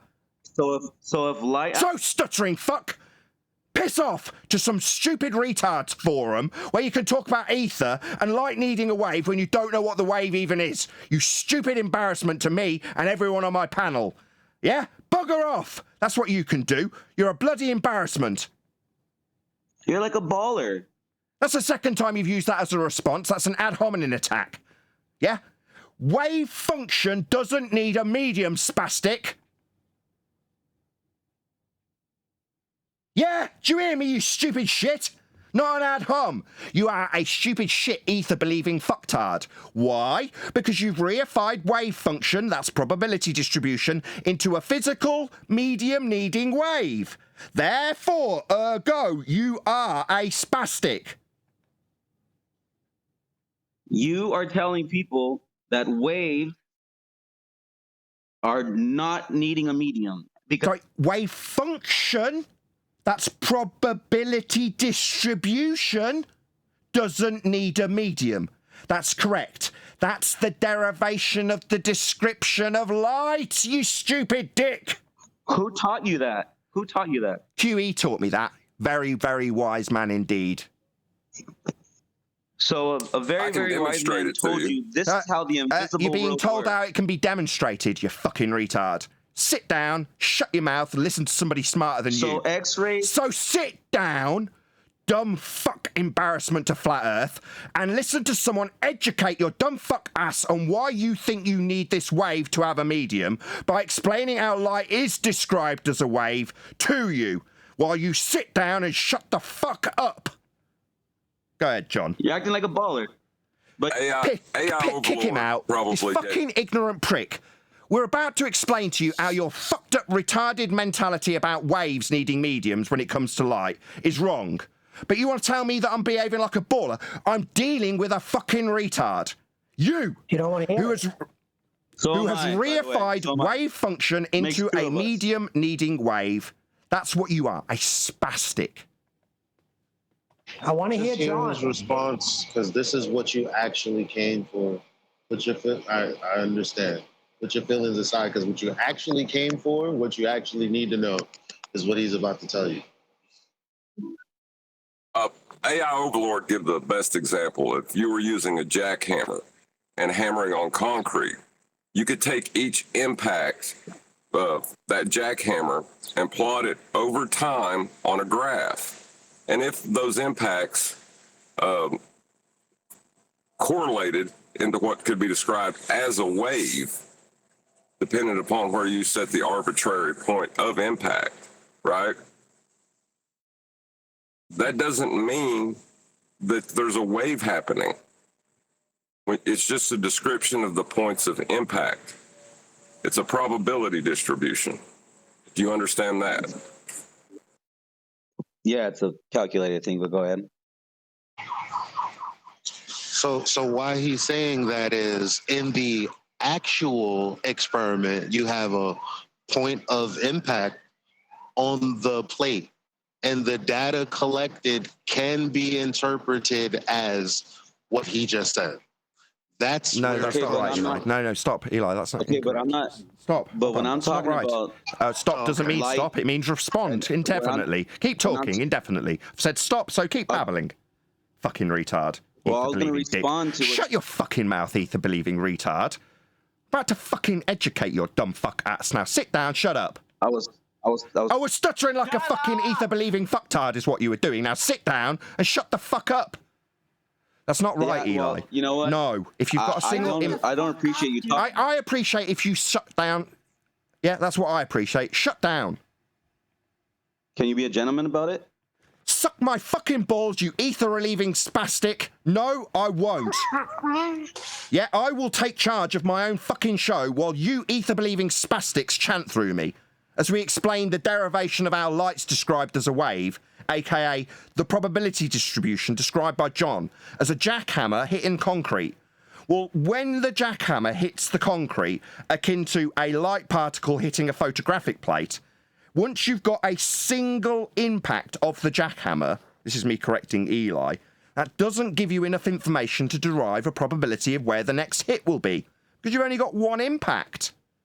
Ergo, it destroys the notion of it needing a medium, because if you've only got one impact of one quantized piece of light hitting a photographic plate, where are you going to get a probability from? You need more than one impact. Oh no! It's all just diffraction. I get that. I get that, and I appreciate that as well. Fair enough. I was saying that, yeah, when you have multiple, that's where you put the data and you can interpret it as. That's what I would, because I know they think that not like we're just coming up with this is all mathematical. Nothing's actually happening for us to interpret. That's what they're trying to get people to believe. So thank you, John. That was really good. Yeah, good analogy. That's actually AI Overlord's example. He's a really smart guy. Right. But meanwhile, we've got thickos. Just to reply like to people that talk when they should be listening, like this fucking retard who tells me I should be a gentleman after he's wasted our time for a long period, still thinks he needs to be talking. Like the dumbest fuck here who's telling us that this light probability distribution needs a medium. That fucking retard, the one that can't stop flapping his fucking gums. You want me to be a gentleman? Why are you so rude? Because you're a fucking retard. And I talk this way to fucking retards that don't shut up when they're trying to be educated by us. Yeah, you should have some respect for the people who know a lot more about light than you do. You don't. You keep flapping your gums and telling me I should behave like a gentleman. No, mate, you're a twat. So I'll treat you like a twat. Twats that come here and tell us that light needs a medium because they're a twat and don't understand how light behaves will be treated like twats. Okay, twat? You're a twat, so I'll talk to you like a twat. Everything needs a medium to travel. No, it fucking doesn't. Like a gentleman, no. No, it doesn't. No, when you've got light as a probability distribution, aka wave function, you can fire a single particle at the plate and not get anything whatsoever to describe it as a wave. Nothing. Zero. Nada. This is why ballers believe in Sorry, is that going to be a third fucking time of telling me when I concisely detail how you can't take a single quantized chunk of light and derive a wave function from it? You're going to tell me I'm behaving like a baller? No, I'm just far more educated in this than you are, you fucking retard. But you've got the nerve to tell me I'm behaving like a baller? No, you're a fucking retard who's coming here telling us that light needs to be traversing a medium. Because why? Well, because it's described as a wave. Well, how is it a wave, we ask you? Well, you can't tell us, you're a fucking retard. And then we try and tell you how it's a wave function probability distribution, and you tell me I'm behaving like a baller. Can I ask a question? What's light needs a medium? No, it fucking doesn't. If you've got one quantized chunk fired at a photographic plate, just one impact displayed, where'd you get the wave function from with a single impact? How does light... Sorry, you're going to ask me a question because you don't understand my question? Think that needs to be turned into a question for me because you're too fucking stupid to understand what I've asked you? Think I need a question from that, dumb fuck? No.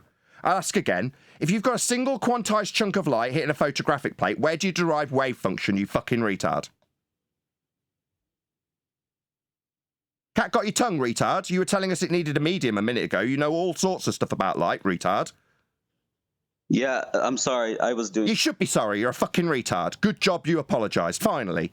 First decent thing come out of your mouth, you fucking retard. You should be sorry, dumb fuck. Don't come here telling us that light needs a medium after we explained how light is described as a wave function for you to decide that it's a wave to decide that it's needing a medium. Yeah, that just makes you stupid. Sit down, stupid thicko. Well, because that's... Because the wonderful Wizard of Oz. Sit down, shut the fuck up, you're a retard. They not? Okay, answer me. Are X-rays waves? No! I don't want to answer anything from the stupidest person on the panel. Coming here dictating that light needs to have a medium. I'm not going to be answering anything from you, you dumb fuck. You will be subservient. You'll sit down, shut up. That's what you'll do. You believe it. Don't tell me what I believe either, dumb fuck. Sit down, shut up, know your place. The most stupid person here.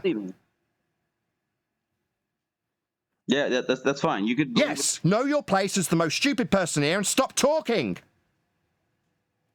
So, go ahead. So that means shut your mouth. Yeah, go ahead. Do you think I need your permission, you stupid retard? No, I do not. Still haven't heard what Aether is yet. We won't ever. The people who think they know what Aether is come here telling us that light needs a medium to traverse, and then we ask them, well, what's the wave exactly? They go, what's the wave exactly? What's the wave of the X-ray exactly? Yet these people are thick as shit and a total embarrassment to me personally as a flat earther. How dare they go around telling us that we need a bloody medium for light to traverse as a wave when they don't even know what the wave is? Embarrassing. Tell me I need to be a gentleman. Suck my balls, dick. Yeah, it's a little homoerotic, no? Come on, set it up. You are a wanker. Let's get it straight. This masturbation that you are taking part in by talking about light needing a medium, that's what it is. You jerking off to yourself, telling yourself that you're intelligent because you've listened to some dickhead like Bob Nodell blart on about some sciencey sounding shite that you didn't understand. And then when he described light as a wave, you came here to parrot it to people far more intelligent than you who embarrassed you. Yeah?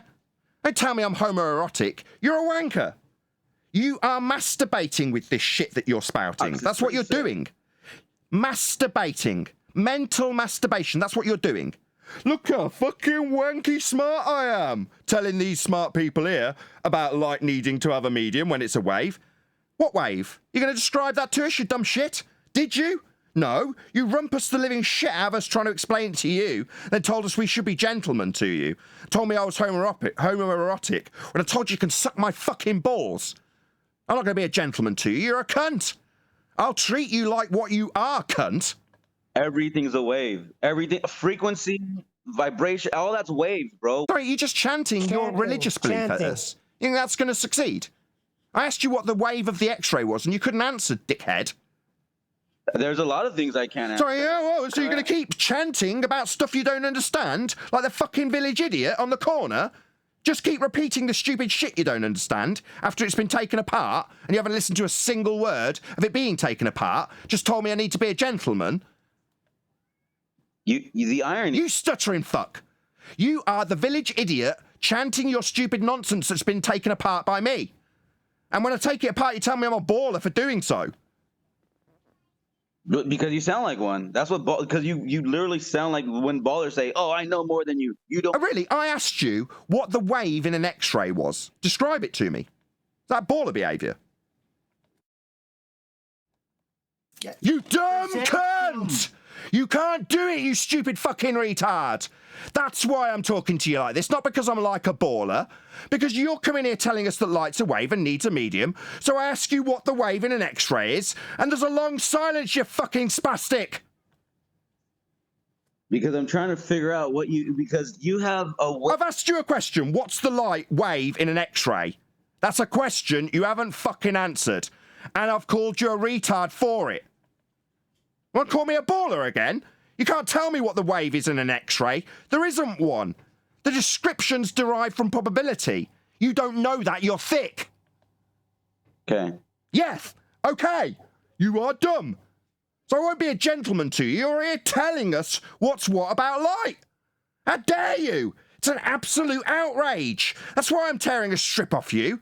Not because it's baller-like behaviour. I'm not chanting something to you. I'm asking you to back your stupid shit about light being a wave by describing the wave of an X-ray, something you cannot do.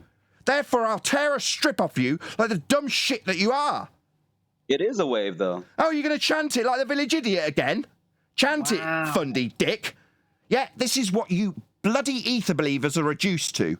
You have your embarrassing shite taken apart, you rinse and repeat, and then project your baller-like rinsing and repeating of your claim over and over again. That, my friend, is baller behaviour. Okay, so let me... The stuttering, baller-behaving wanker that's going to rinse and repeat that light needs to be a wave. In fact, everything's a wave. No, that's baller behaviour, you chanting dick. When light's travelling... Sorry, you're going to launch into your claim again for the 5th time? When light's travelling as a wave? No, that's a probability distribution, something you are yet to acknowledge.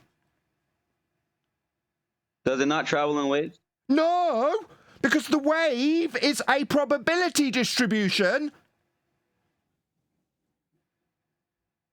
He's not retard, listening. fuckwit, dumbo, idiot, ether-believing spastic. Don't tell me I need to be a gentleman to you, you ether-believing retard. It's a wave function, you retard. You believe light... It's a wave function, you total moron. Is this sinking in? You hearing me on FM, retard? Maybe I should be more polite to you. Oh, excuse me, fine sir. Were you aware that a light manifesting through a medium is a complete misconception, as it's actually the description of a probability distribution? Okay. Okay, polite enough for you?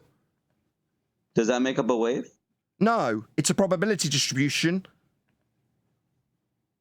Does that create a wave? No, it's a mathematical term for probability He's not distribution. Not a wave, but a mathematical description. That's why you sound like a baller.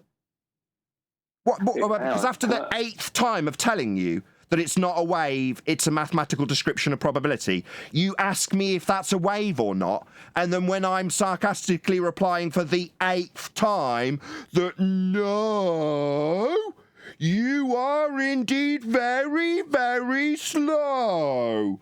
Because in spite of 8 times telling you that there is no physical wave, you're asking me if it's a wave or not. Hence me describing you as an embarrassment to flat Earth. Right. Like your photons and your and a baller's vacuum. Sorry, this is back to the circle jerk juxtaposition between something that isn't ether. So you failed to prove ether, you didn't know what light was, you tried to describe it as requiring a medium, and now you're going to talk about some other shit that isn't ether. Same old rinse and repeat, just like a baller would do. They're all the same thing. Oh, so rinse and repeat and now chant while my panel keeps interrupting every single opportunity. Yeah, you're just rinsing and repeating the same thing, mate. That's what ballers do.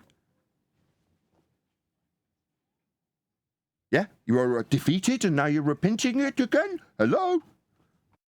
No, I'm still saying that light needs a medium, regardless of what you say. Oh, why would that be? Because it's a wave? Hey. Arwin, will you shut the fuck up? Yes, sorry. Sorry, because it's a wave? Can you describe how an X-ray is a wave? Can you describe that to me? I don't know. Maybe this is just the 3rd time we've done this and it's not you being a baller. Because that's what you ether believers are actually like. In spite of his projection of me calling him stupid, with examples of him being stupid, and detailed descriptions of light not being a wave, actually being a probability distribution, to make him stupid in his assertion that it needs a medium. Yeah? Apparently, according to him, that makes me like a baller. What, absolutely annihilating your argument? No, ballers don't do that here. I do that to ballers. And I'm doing that to you with your stupid ether claim.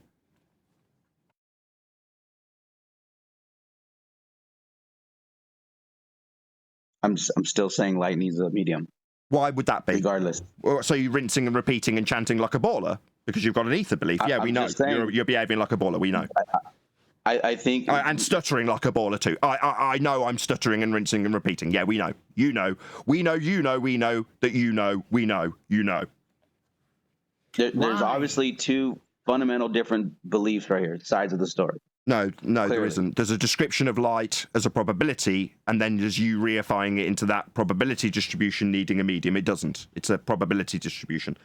If you've got a single quantized light particle hitting a photographic plate, where'd you get the probability distribution from that single impact? Do you understand a single word I just said? Thick as shit ether believer claiming stuff about light. Do you understand a single word I just asked you? Yeah. Okay. How do you get a probability distribution from a single quantized piece of light hitting a photographic plate? Go. I don't know. You don't. You'd need more than one impact. There is no wave to be described with a single impact. You can't even derive a wave function from that single impact. So how are you getting the wave to be needing to be traversed when you can't even describe it as a wave with a single impact? Can you do that for me? Can you explain where you get the wave from with a single impact when I've told you you can't, it doesn't, there's not enough information to derive probability? Well, John explained it very well, actually. Yeah, with the jackhammer. Yeah, he did. So repeated hits, and you take that data and you make a wavelength with it. No, a wave function. Yes, a wave function. Yeah. So, sorry, were you here earlier telling us all about how light behaves? I was saying that... Seems pretty fucking arrogant, doesn't it, you stupid cunt? I was saying... I was stuttering like the arrogant cunt I was who came to this forum to tell us what's what about light with your very limited understanding of it. That's what's what. isn't it, you dumb cunt? Well, the question originally... The question is, how are you here with the arrogance and gall to tell us what's what about light when you're thick as fuck?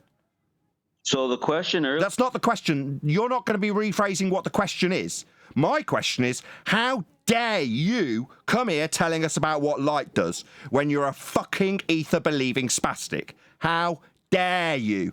That's my question. How dare you do that, dumb fuck? How dare you? You've got no right to tell me what light does. You dumb shit. You hear me? Well, how dare you tell me what light... I'll tell you because I fucking know. I know where the wave you're claiming comes from. You don't. So given that I know how to rip your stupid shit claim to shreds, I don't need to make any claims in ripping your stupid claim to shreds. That's what I've done. So now, having done that, based on the stupid shit you didn't understand, I don't expect to be told to be a gentleman.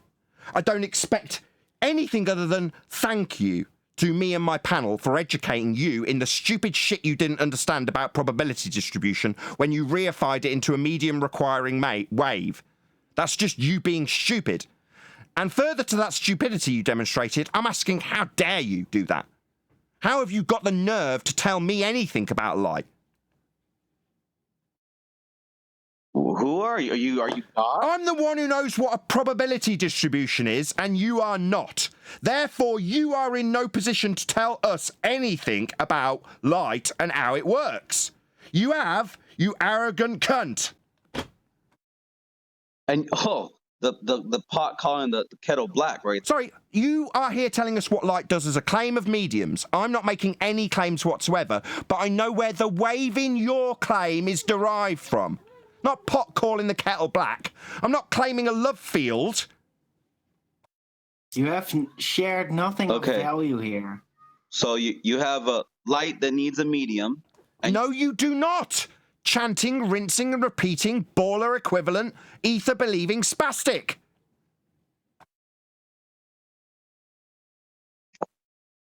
It needs a medium. I'll leave it at that. Do you not realise? Sorry, you'll leave it at you chanting your same claim that's been refuted? You chanting baller? So just baller behaviour then, just that. It doesn't seem like it doesn't seem like that was just that because you're still talking, you liar. Tell me how. So you're still talking, so you won't leave it at that, you lying bastard. So we'll add liar to that. You won't be leaving it at that. You'll be chanting straight through the top of the continuation of us ripping that to shreds. How it doesn't need a medium. Kick him out. You'll leave it at that. Tell me how it doesn't need a medium. No, you won't. You'll lie and carry on chanting through me and asking me questions like I've got any claims to defend. You need to answer questions on. Shut up. Finally, somebody bloody muted him while my panel continues the same exact fundy muting. No, Dick. You're not in the driving seat. When you make the claim, you'll be answering the questions to defend the claim you made.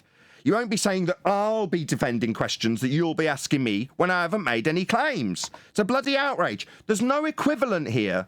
On Flat Earth Debate, we don't have some equivalent to ether.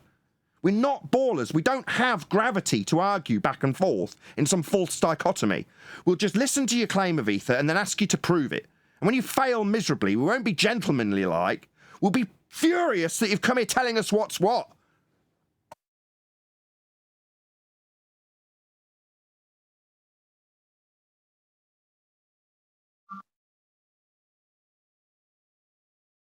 Have some humility, let it sink. The wave that the man here is talking about is a mathematical description. So what he's really stating is that a mathematical description requires a physical medium that he has no physical evidence for. That's how ridiculous this is. That's correct, Brian. Well, I can demonstrate the wave function without using impacts as well, if that would help him. I don't think he wants that. Don't address anything to him, Paul. Paul, John. Just go through it. There's an audience. Well, if you got picked up a basketball, right, and you put a single point on that basketball, and then as you turn that basketball, you graphed that position over time, you would create a waveform. because that's how a waveform works, right? But that doesn't mean that my basketball is now a wave. It's just that I'm mathematically describing the positions it's taking relative to the other positions as a mathematical wave. It is not a medium. Why do they do that? Why is it human nature to chant and rinse and repeat? Is it to get me furious? No, that's me and Owen's job.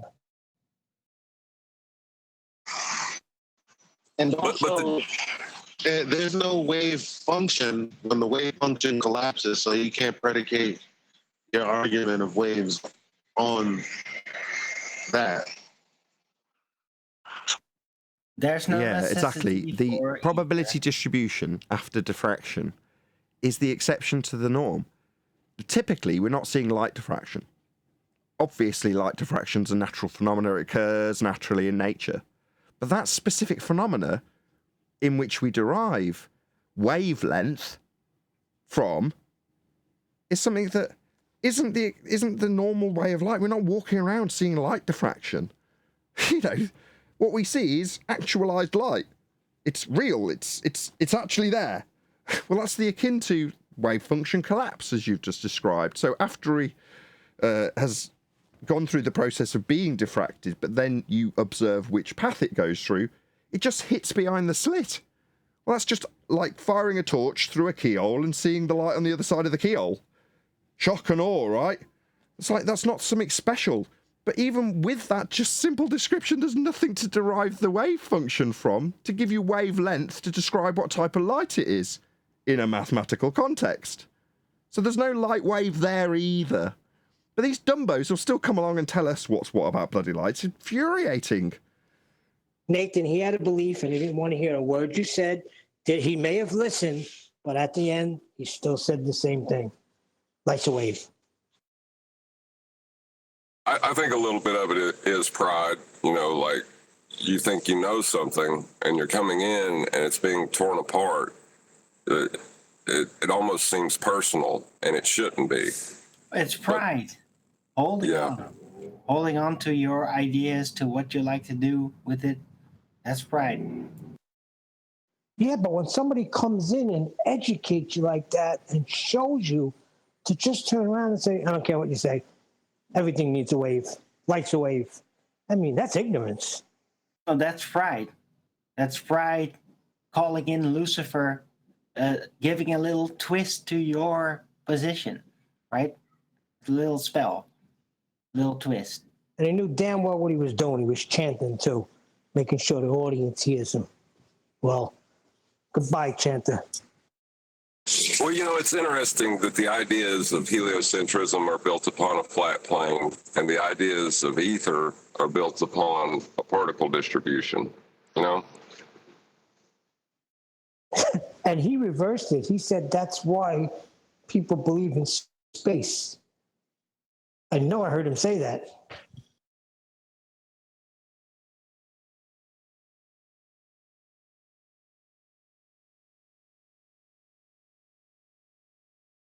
Well, I didn't hear him say that specifically. He said something about space. Well, we're the reason why people believe in space.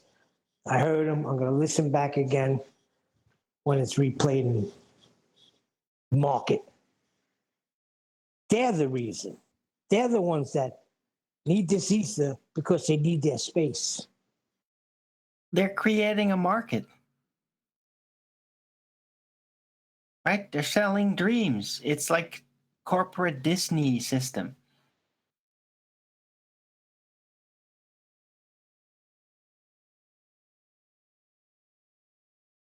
Give I don't know. people what they want, and they will give you everything. I think if he had time to sit down and actually think and comprehend the discussion, he may change his position, and I hope he does. Oh, John, no, he had an agenda here. He didn't want to hear anything. Sounded like he wanted to.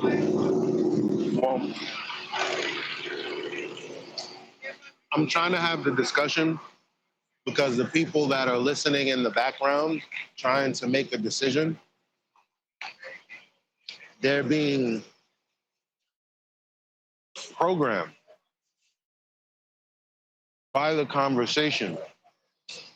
That guy is an example of that. And that's the reason I was trying to take the approach that I was trying to take. Because guess what happens when you have someone on the ether side telling someone who's ignorant, like that guy, all we're doing is we're just asking questions. We're just trying to find more. We're not trying to be locked down and locked in like they've had us in this fake atomistic, materialistic globe earth paradigm. And I don't know why the flat earthers want to be like that. And you go over and you ask QE a question and he blows up on you. Isn't that like suspicious? Wouldn't they just give you the information? Don't Globers act like that? Then people like him who are already programmed and with a disposition, they come here and on one hand, they're being genuine at first, but on the other hand, they know if shit turns up, they know that they've chosen a side and they've already been warned that you're gonna be unsavory. I'm sorry, Eli. I never heard QE blow up on anybody or Nathan that's willing and wants to learn something. Right. You hit it right in the head. But they got another agenda. I think that most of the ballers and people that leak in here, I think what do you got to say, Cuddles? By us, I think they're just getting overwhelmed by the level that we have attained all together. Like hold on, we got another one. Our micro collective. Yeah, it is a lot of information. It's a lot of stuff to keep track of, but. I mean, when someone comes and they're ignorant, like I mean, y'all can do what y'all want. I just think that at the end of the day, it makes my life easier when people don't attach to me things that I don't hold as tenets. Eli, hold fast. And so it's easy to address simple misunderstandings or untruths. But it's like because we're frustrated, sometimes we don't have the time to do that. Like, what are we here for? We're literally here online on a show to do exactly that. Eli, listen to their complaints. They sound exactly how the people at Gem Panda sound when speaking of people on Flat Earth Debate and Quantum Relation Channel. They sound exactly like them. It's just a pattern. It's what happens to you when you go there. You change into that. It's very predictable, right? I'm gonna go. We only follow just the pattern of what we have available, and it's all been written out. The Akashic Library, designed by the Creator. Oh, that's not it. They yell at me. They're mean to me. I'm just asking. They're mean to me. What they do? Why? Why does it have to be like this? I can't handle it. Yeah, I know. So take a step back. But I like it. I had to step away for a while. Did the guy finally come around? I think there was actually progress. Hold on. I think there was actually progress made. I do. I think the guy took on board some of it. I don't think he's comprehended it enough to actually make a sound decision on it yet. He didn't sound completely blinded, but as to the current point, no progress was made. Well, when I left, he was under the assumption that Aether had to be there. So that was, but then when people were asking him, what is it? It was no more than an assumption. He can prove it. That changed. No, they were talking about Lite at the end, as usual. Talking about Aether, it goes to Lite and something else, but not Aether. Nathan educated him, and he became a chanter at the end. Calling Nathan baller. No, there's steps to learning this stuff, and it's not easy when consensus is against you. You know, it's not easy. You know, But that's what drives them here, is because consensus only works when everyone agrees. And the fact that we exist is almost a slap in the face of that consensus, and that's what'll bring them back. Okay, that doesn't answer anything. So did the guy actually prove ether?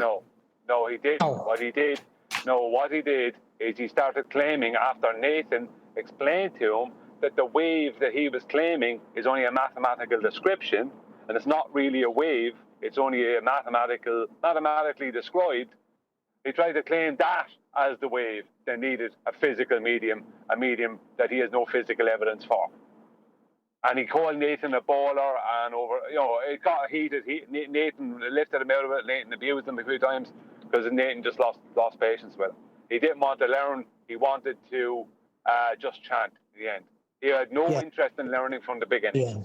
Okay, were we asking at any time for a mathematical description of ether, or just show it to us? I came back in and asked, can somebody please answer me, what is ether? No answer. No, I know, but was he... No, he was... Nathan described to him and how the Slit experiment that there is a mathematical description of a wave. It's a wave function. Right. Right, but Nathan described it to him. No, I got that. Has been misunderstood, and people call it a wave. No, I got all that. I'm asking, did he try to describe ether mathematically, or was he backed up against the wall where he could prove it like all the other guys? He was stating that mathematical description needed a wave, or needed a medium. He was trying to state that mathematical description needed a medium. He wanted to talk about X-rays, and yet he goes... Why would you need a mathematical description? He doesn't know what he's talking about. Hang on. Correct me if I'm wrong. Why would you have to resort to a mathematical description if you've got the medium? Well, that's the thing. He was misunderstanding that light is not described as a wave. Whatever light is described as proven to be not a wave. They proved it was not a wave. It's only a wave function, mathematical description. And he then got so desperate that he started claiming that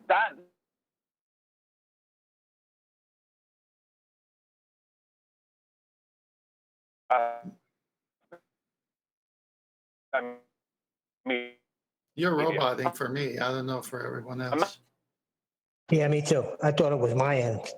Yeah, he just became a chanter at the end, and that's all I can tell you.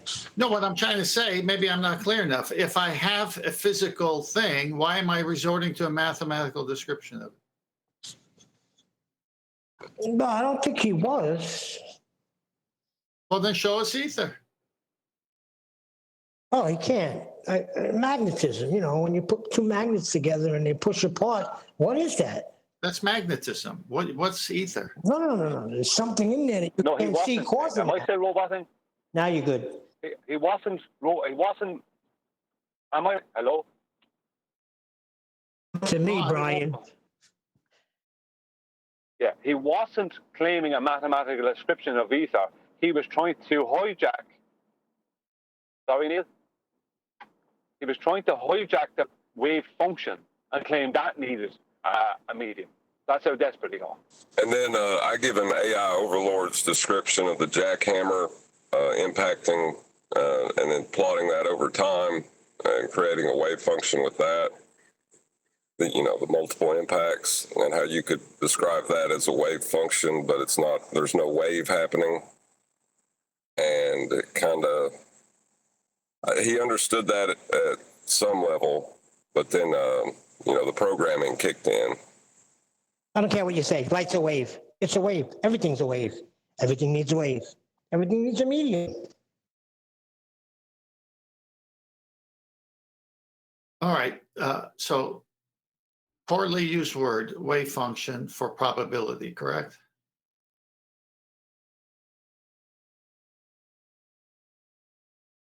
Yeah, I guess it's where I argued on the other side of the fence for so long. Like, I do have a lot of empathy and sympathy for positions like they're in. Not you. What? You kidding, John? You No, I have know. empathy. No, I know what John is saying. If John came after the Black Swan, showed him that it was not a measurement, so then he realized, the trick.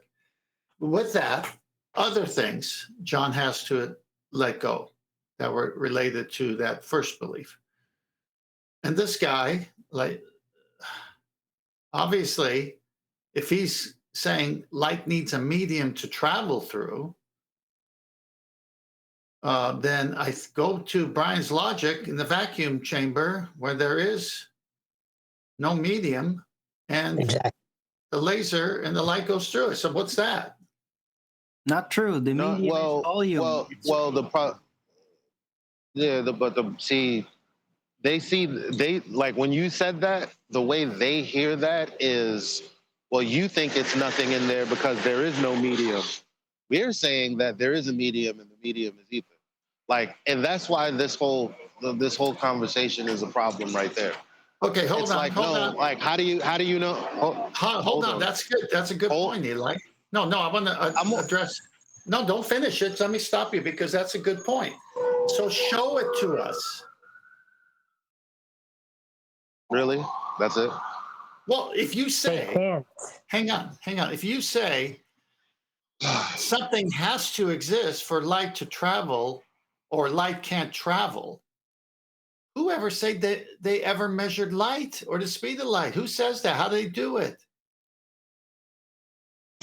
Well, that's the point. Like, another point being levied against us is the fact that, we think that particles have a speed and they go from point A to point B and they're virtual and all of this and blah, blah, blah, blah, blah.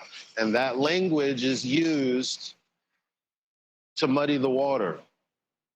Like, but the bottom line is, like, the only thing that I have to say to that is, well, first of all, I mean, who says light? Well, not that. It's just that because we see space and space is dark, we just assume, well, we carry along that baggage and we say, okay, well, space is dark because there's nothing there to propagate the light. Like, no, that whole idea is not true. We have no fucking idea how light does what it does, actually. Well, non-local holograms. There was something you said there, and I forgot.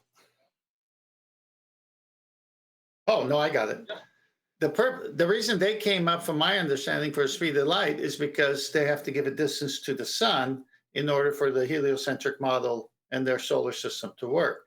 And it was never measured. It was calculated.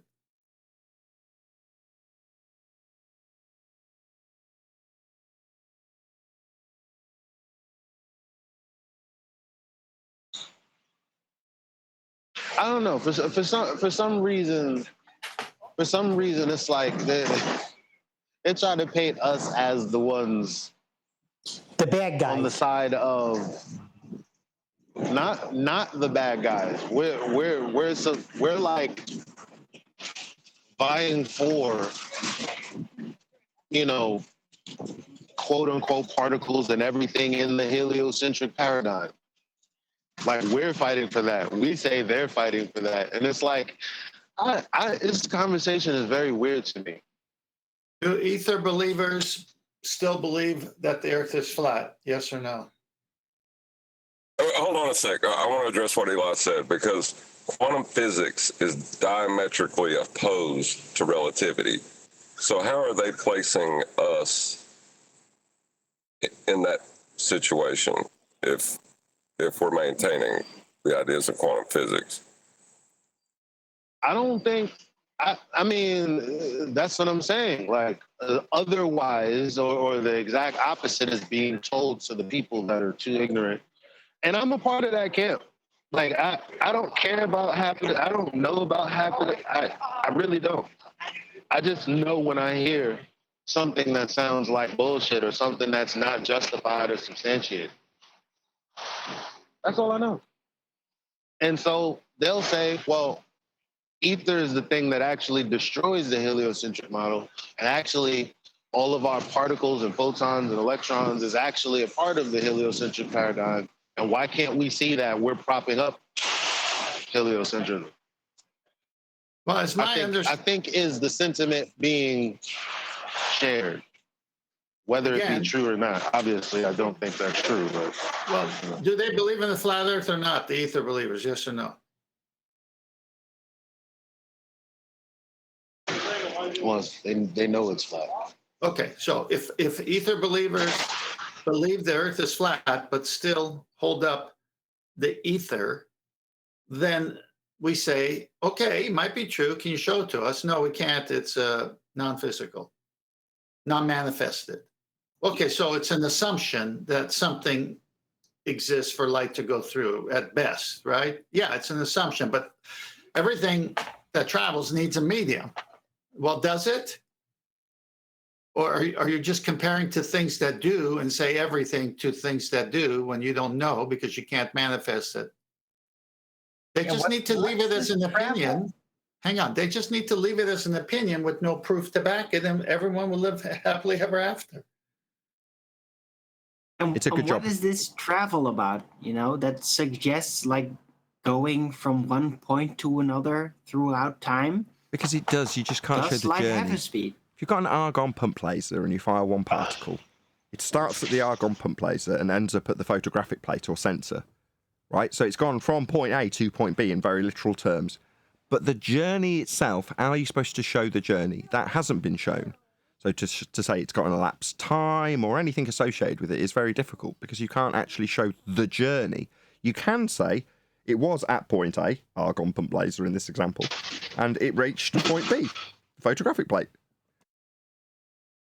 Right, and it might have. So I need you guys. So I need you guys because I'm in tandem, being indirect and speaking to the people who may not understand. But this is what I've been trying to let people know, that it's not about the journey. And that's what they have to make the argument about the journey, so they can say that we're presupposing that there's a speed. How could you go with the heliocentric model, speed of light, blah, blah, blah, blah, blah. No, that's a bullshit argument, specifically because Nathan here, because I don't know how many times I got to say he doesn't believe the shit that people say that you believe when it comes out of your own mouth. We don't know about the journey, but with the experiment that has a real phenomena, right? We can only qualify that it comes from the pump or the laser, whatever, and the effect happens on the plate. Okay, you're conflating a couple of different things. Hold on. There's no experiment when you come to just describe. So the description of a wave function can be described merely with the phenomena. You don't have to explain the phenomena. So when you're talking about double slits and wave function collapse, that's one step on. That's the next step on in terms of phenomena. So, does light diffract? Yeah, it does. That's a natural phenomena. Yeah? Do we experience wave function collapse? Yeah, that's the norm, as opposed to diffraction being the norm. So we're talking about a long progressive study of light and the phenomena that light is. But it's not just what causes light. In that instance, you're talking about what causes wave function collapse. Yeah? In a very specific experiment. But to derive light and describe it with a wavelength, that's just a description. So you don't need to explain the phenomena to have the phenomena and describe it mathematically. The phenomena being described when you have wave function or probability distribution is diffraction. That's what's being used. So in QE's presentations, he shows lots of different dots, and you might have 5, and then on the next line down you've got 15, and the next line down you've got 25, and they're just various different complex patterns of diffraction. Now that is the origins of describing light as a wavelength, Well, that's the description of each individual type of probability distribution for a given type of light. But again, you're calculating out its probability distribution, i.e. the wave function of the diffraction that is presented for that type of light. That's the origin. But again, there's no experiment in that. It's just a mathematical description, no experiment required to see light diffract and then describe it. I don't know about that, Nathan. Might be me, might be you, but I think you're mixing up mediums, because the whole idea of light wavelengths and actual light being a wave, I don't think they're really connected. It's just they're I always thought directly that the light connected. That's where the wavelengths were description just comes a from. You're wrong. conception. Because No, don't it tell me I'm didn't wrong. seem to- I am correct. That is where the description comes from. Really? Yeah. That's where wavelengths Yes, come diffraction from. grading. There you go, Paul. Wow, Carry on. Jesus. Diffraction grading. Carry on. Yeah, diffraction grading, it gives you the different wavelengths depending upon the type of light being used and the size of the slits. Yeah, exactly. That's where you get the idea of a wave. All a wavelength is a description of a type of diffraction for a given type of light. So X-rays will have a particular diffraction pattern. Diffraction grading was what I was describing when I say you've got a lineup of 5 and then a lineup of 15, and then they'll all be different wavelengths, in quotes. Well, the diffraction patterns they're derived from. Okay, so back to the discussion with the guy earlier with Aether.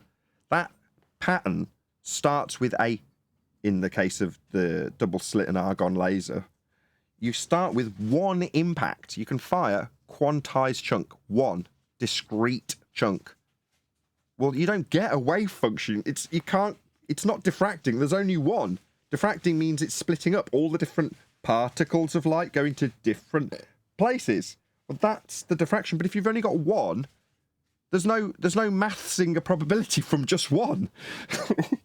Hold on. Are you saying that like the entire? You just blew my mind. But this has been in every single quantum eraser presentation to date about this. I'm just saying. No, but that it was all derived from like testing the frequency with the diffraction cascade, as I've tried to isolate it as a phenomenon, like the spreading out of light in the different bands, which is unique to light, because anything other always splits out to a maximum of 3 bands. Yeah, that's the diffraction pattern. The bands that you're talking about, right? If they're not just an impact behind a slit, then you're talking about diffraction. That's what you're talking about. Right, but the unique property of light and everything within it is that it splits up in more than 3 bands, and everything else doesn't. No. You've got a bit of a misapprehension about what's going on with light here, are we? No. When diffracting, when you cause diffraction intentionally so you can measure the probability distribution of that particular type of light, you can then describe that probability distribution and derive what you will then call its specific wavelength. Right? This is why it got really annoying when people were talking about 5G. Do you remember that? Oh, the wavelengths of a particular... It's like, it's just light. It's frequency. It's frequency. Frequency as in probability distribution then derived into wavelength and the frequency of that wavelength. That's not in light wave medium function terms. But that's what you mean when you say its wavelength. That's the terminology ascribed to that description of probability for a given light when diffracting. That's what it is. That's why I specifically defaulted on not claiming that. Either way, we're into the weeds of what light is, right? And no offense, who cares? Are we making any claims about this? We're just parroting what people have discovered when they've studied light. Does it have anything at any stage in any of those experiments to do with ether? Nope. Not at all. Why are we arguing about it? Well, because the moment they'd start claiming ether on, surprisingly, our own bloody side, the flat earth side, suddenly we're into justifying how bloody light works. Why? Well, it's because their claim is dependent upon those diffraction gratings, right? Which are in themselves dependent upon light being a discrete chunk of information. So that's how we get it caught into the do-si-do.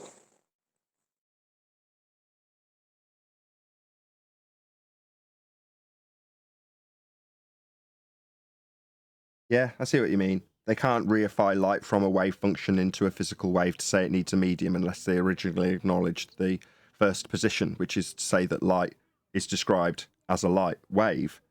So they attack us on our position towards light so that they can reify the light wave. That kind of makes sense now, actually.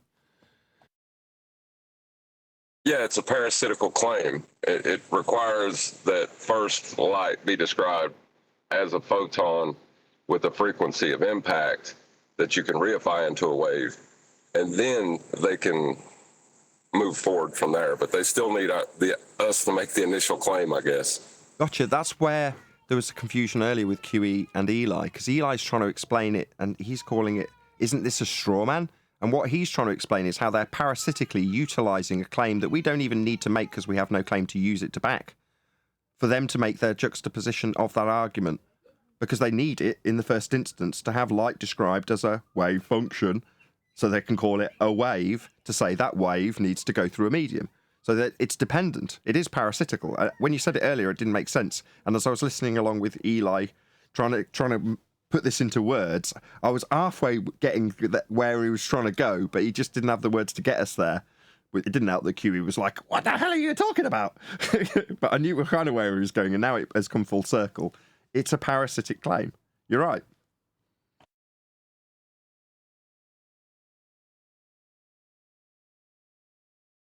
I wonder if we can classify this with like COVID.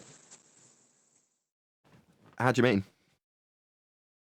Well, I mean, it seems to be a virus because it's not got cellular structure, but it is parasitical in nature. So I don't want to hear it. I told you about it, and you just laughed at me and Brian. I'm kidding. Rewards. I'm kidding. I'm just kidding. Aether is no invisible boogeyman. It's a very real and present danger. Well, they're going to keep coming on here going through that bullshit again. But you noticed when he was arguing, he always had to come back to light being a photon, right? Before he could move forward with what he was. They need that for their claim. It's sort of like, the Globers need a flat Earth for their claim. It's the same parasitical situation. Makes sense. Was your contention that light isn't a photon then, Paul? It's my contention that, what? Light is not a photon then? Oh, what's up, Napalm? Good to have you. We measure light as a discrete chunk of information. I don't know what you want me to explain it as a photon from that? Light moves in straight lines. Hold on, Ari. And can turn corners with their fraction. The question on the table is, do you believe that it isn't a photon? Is that your question, Napalm? Yeah, because kind of the way that Paul phrased that previously is that somebody needs light to be a photon for then the wave function to be the probability function of the wave to be mapped, right? But then you were saying that that photon is necessary. So is light the photon was my question. Is light measured as a discrete chunk of information hitting a photographic plate? Yes, it is. And we qualify that as a photon. However, that description is then expanded upon and is given a little sphere-like property that comes out of whatever. I used an argon pump laser earlier, so I'll use the same example. So there's a little sphere, physical, and you could see it sideways on, moving across your field of view to hit the plate. Yeah? That's the description of a journey that a photon takes when the expansion comes from other people that aren't us. Now, John has twisted your question slightly and paraphrased his answer to make it accurate. Is light described as a discrete chunk of information? Yes. Can you then call that a photon? You could describe the discrete chunk of information as a photon, yes. But then there's a whole load of baggage that comes along on top of that when you call it a photon, isn't there? And Adam earlier disclaimed this. He was like, I understand the reification, not the reification, the conceptual description of a photon. And I appreciate that that conceptual description is not real. However, is light a discrete chunk of information or quanta? Yes, it is. Now, see, I've ad nauseam So it's a conception and a reality kind of all right. No. In the same way as when light hits the photographic plate and you get diffraction, the diffraction's real. Yeah? And I can describe the diffraction pattern, the probability distribution. Mathematically, that description is called a wave function. But if you then turn around and say, well, does that mean that a wave function isn't real? You're like, well, no, the wave function is the description of something you've observed that is real. And likewise, a discrete chunk of information, aka light, is very real. Is the description of the light the reality? No, that's the description. But the thing it's describing is very real. I hope that's clear. Yes, that's why the arguments made against those who would try to explain this is a straw man. Because and now you've heard it from the horse's mouth, Nathan doesn't believe that there are spherical chunks of stuff out there sentient and doing stuff. Nobody said that. Haven't I been saying this for but for a while? Who are you talking to? Napalm, because he shares the same server. Oh, okay. Yeah, so Haven't I been trying to say in a very soft way? He's answering you. Eli, you said it right from the beginning today, Eli. Eli, he's answering you. Or he was. Oh, go ahead. Yeah, so my question would be more along the lines of the discrete piece of information that we are measuring, right? Like, what does that consist of, and how are we measuring it?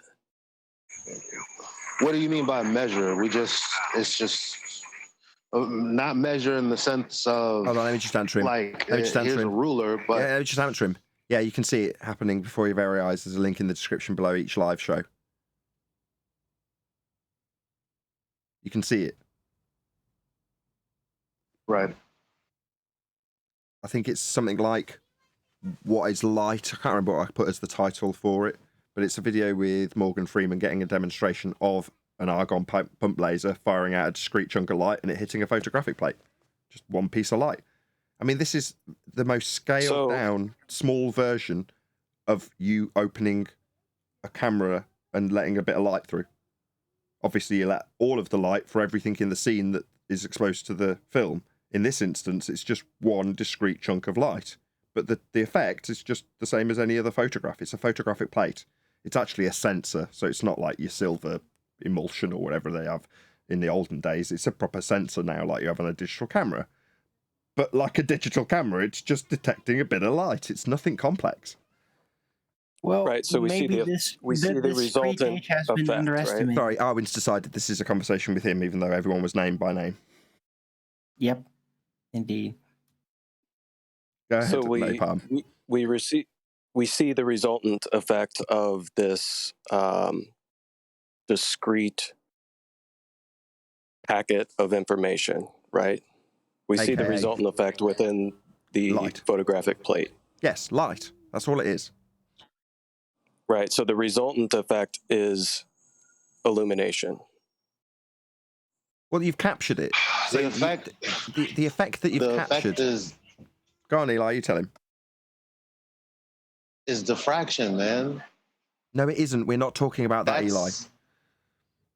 That's not my bad. No, not at all. So the diffraction would happen after multiple chunks have hit the photographic plate, and after multiple chunks... Right, that's... my bad. Not like it's a really complicated subject or anything. So, one chunk hits the photographic plate. If you repeat that process, firing the light through a slit, eventually what you get is the diffraction pattern. That's what builds up. But instead of just firing a stream of light, turning on a light, basically, and then instantly you get the diffraction pattern. In this example, you're just doing it one impact at a time. Fire one chunk, it goes through the slit and hits at a point behind on the photographic sensor. And then you fire another discrete chunk and it hits on the sensor. And if you keep repeating that process, eventually it builds up the diffraction pattern. Yeah, I'm aware of how this process works. I was just concerned about the specific one discrete chunk. And do we have a specific measurement for what we are considering the smallest discrete chunk that we are firing? And I have a second question as to if we are firing one sole discrete chunk that we would maybe consider a photon, do we have a speed or a rate in which it leaves the emitter and is received by the photographic plate? That's a truly excellent question, and is the next step in scientific discovery when it comes to light. That's the very question I asked QE when this stuff was explained to me. Great question. And I don't have an answer for you. I have the answers. What? So, your first question. Number one, photons are not discrete chunks of information. There's no information there. They are discrete chunks of energy and momenta. How are they measured? Electron volts. My question back to you, wave believer. You must know the speed of light. Watch this, Nathan. You must know because you say light has frequency. Define frequency for us. So you're implying something that I didn't specifically Define say. frequency for us. No. This is a wave particle question. The ether question is a separate question, right? Now we're on to the next question. What is this photon, right? Is it a discrete chunk? Yeah, we could fucking see it hit the detector. What is it measured in? Electron volts. I answered your question. Your next question was speed. I'm going to flip that over to you because you think light is a wave, don't you? Yes, you do. Being a wave, it has Hold on, he said no. frequency. Oh, hold on, QE. You said no. Oh, he said no. Sounded like it. Oh, the prosecution rests. Great. If it's not a wave, it doesn't need a medium. End of ether.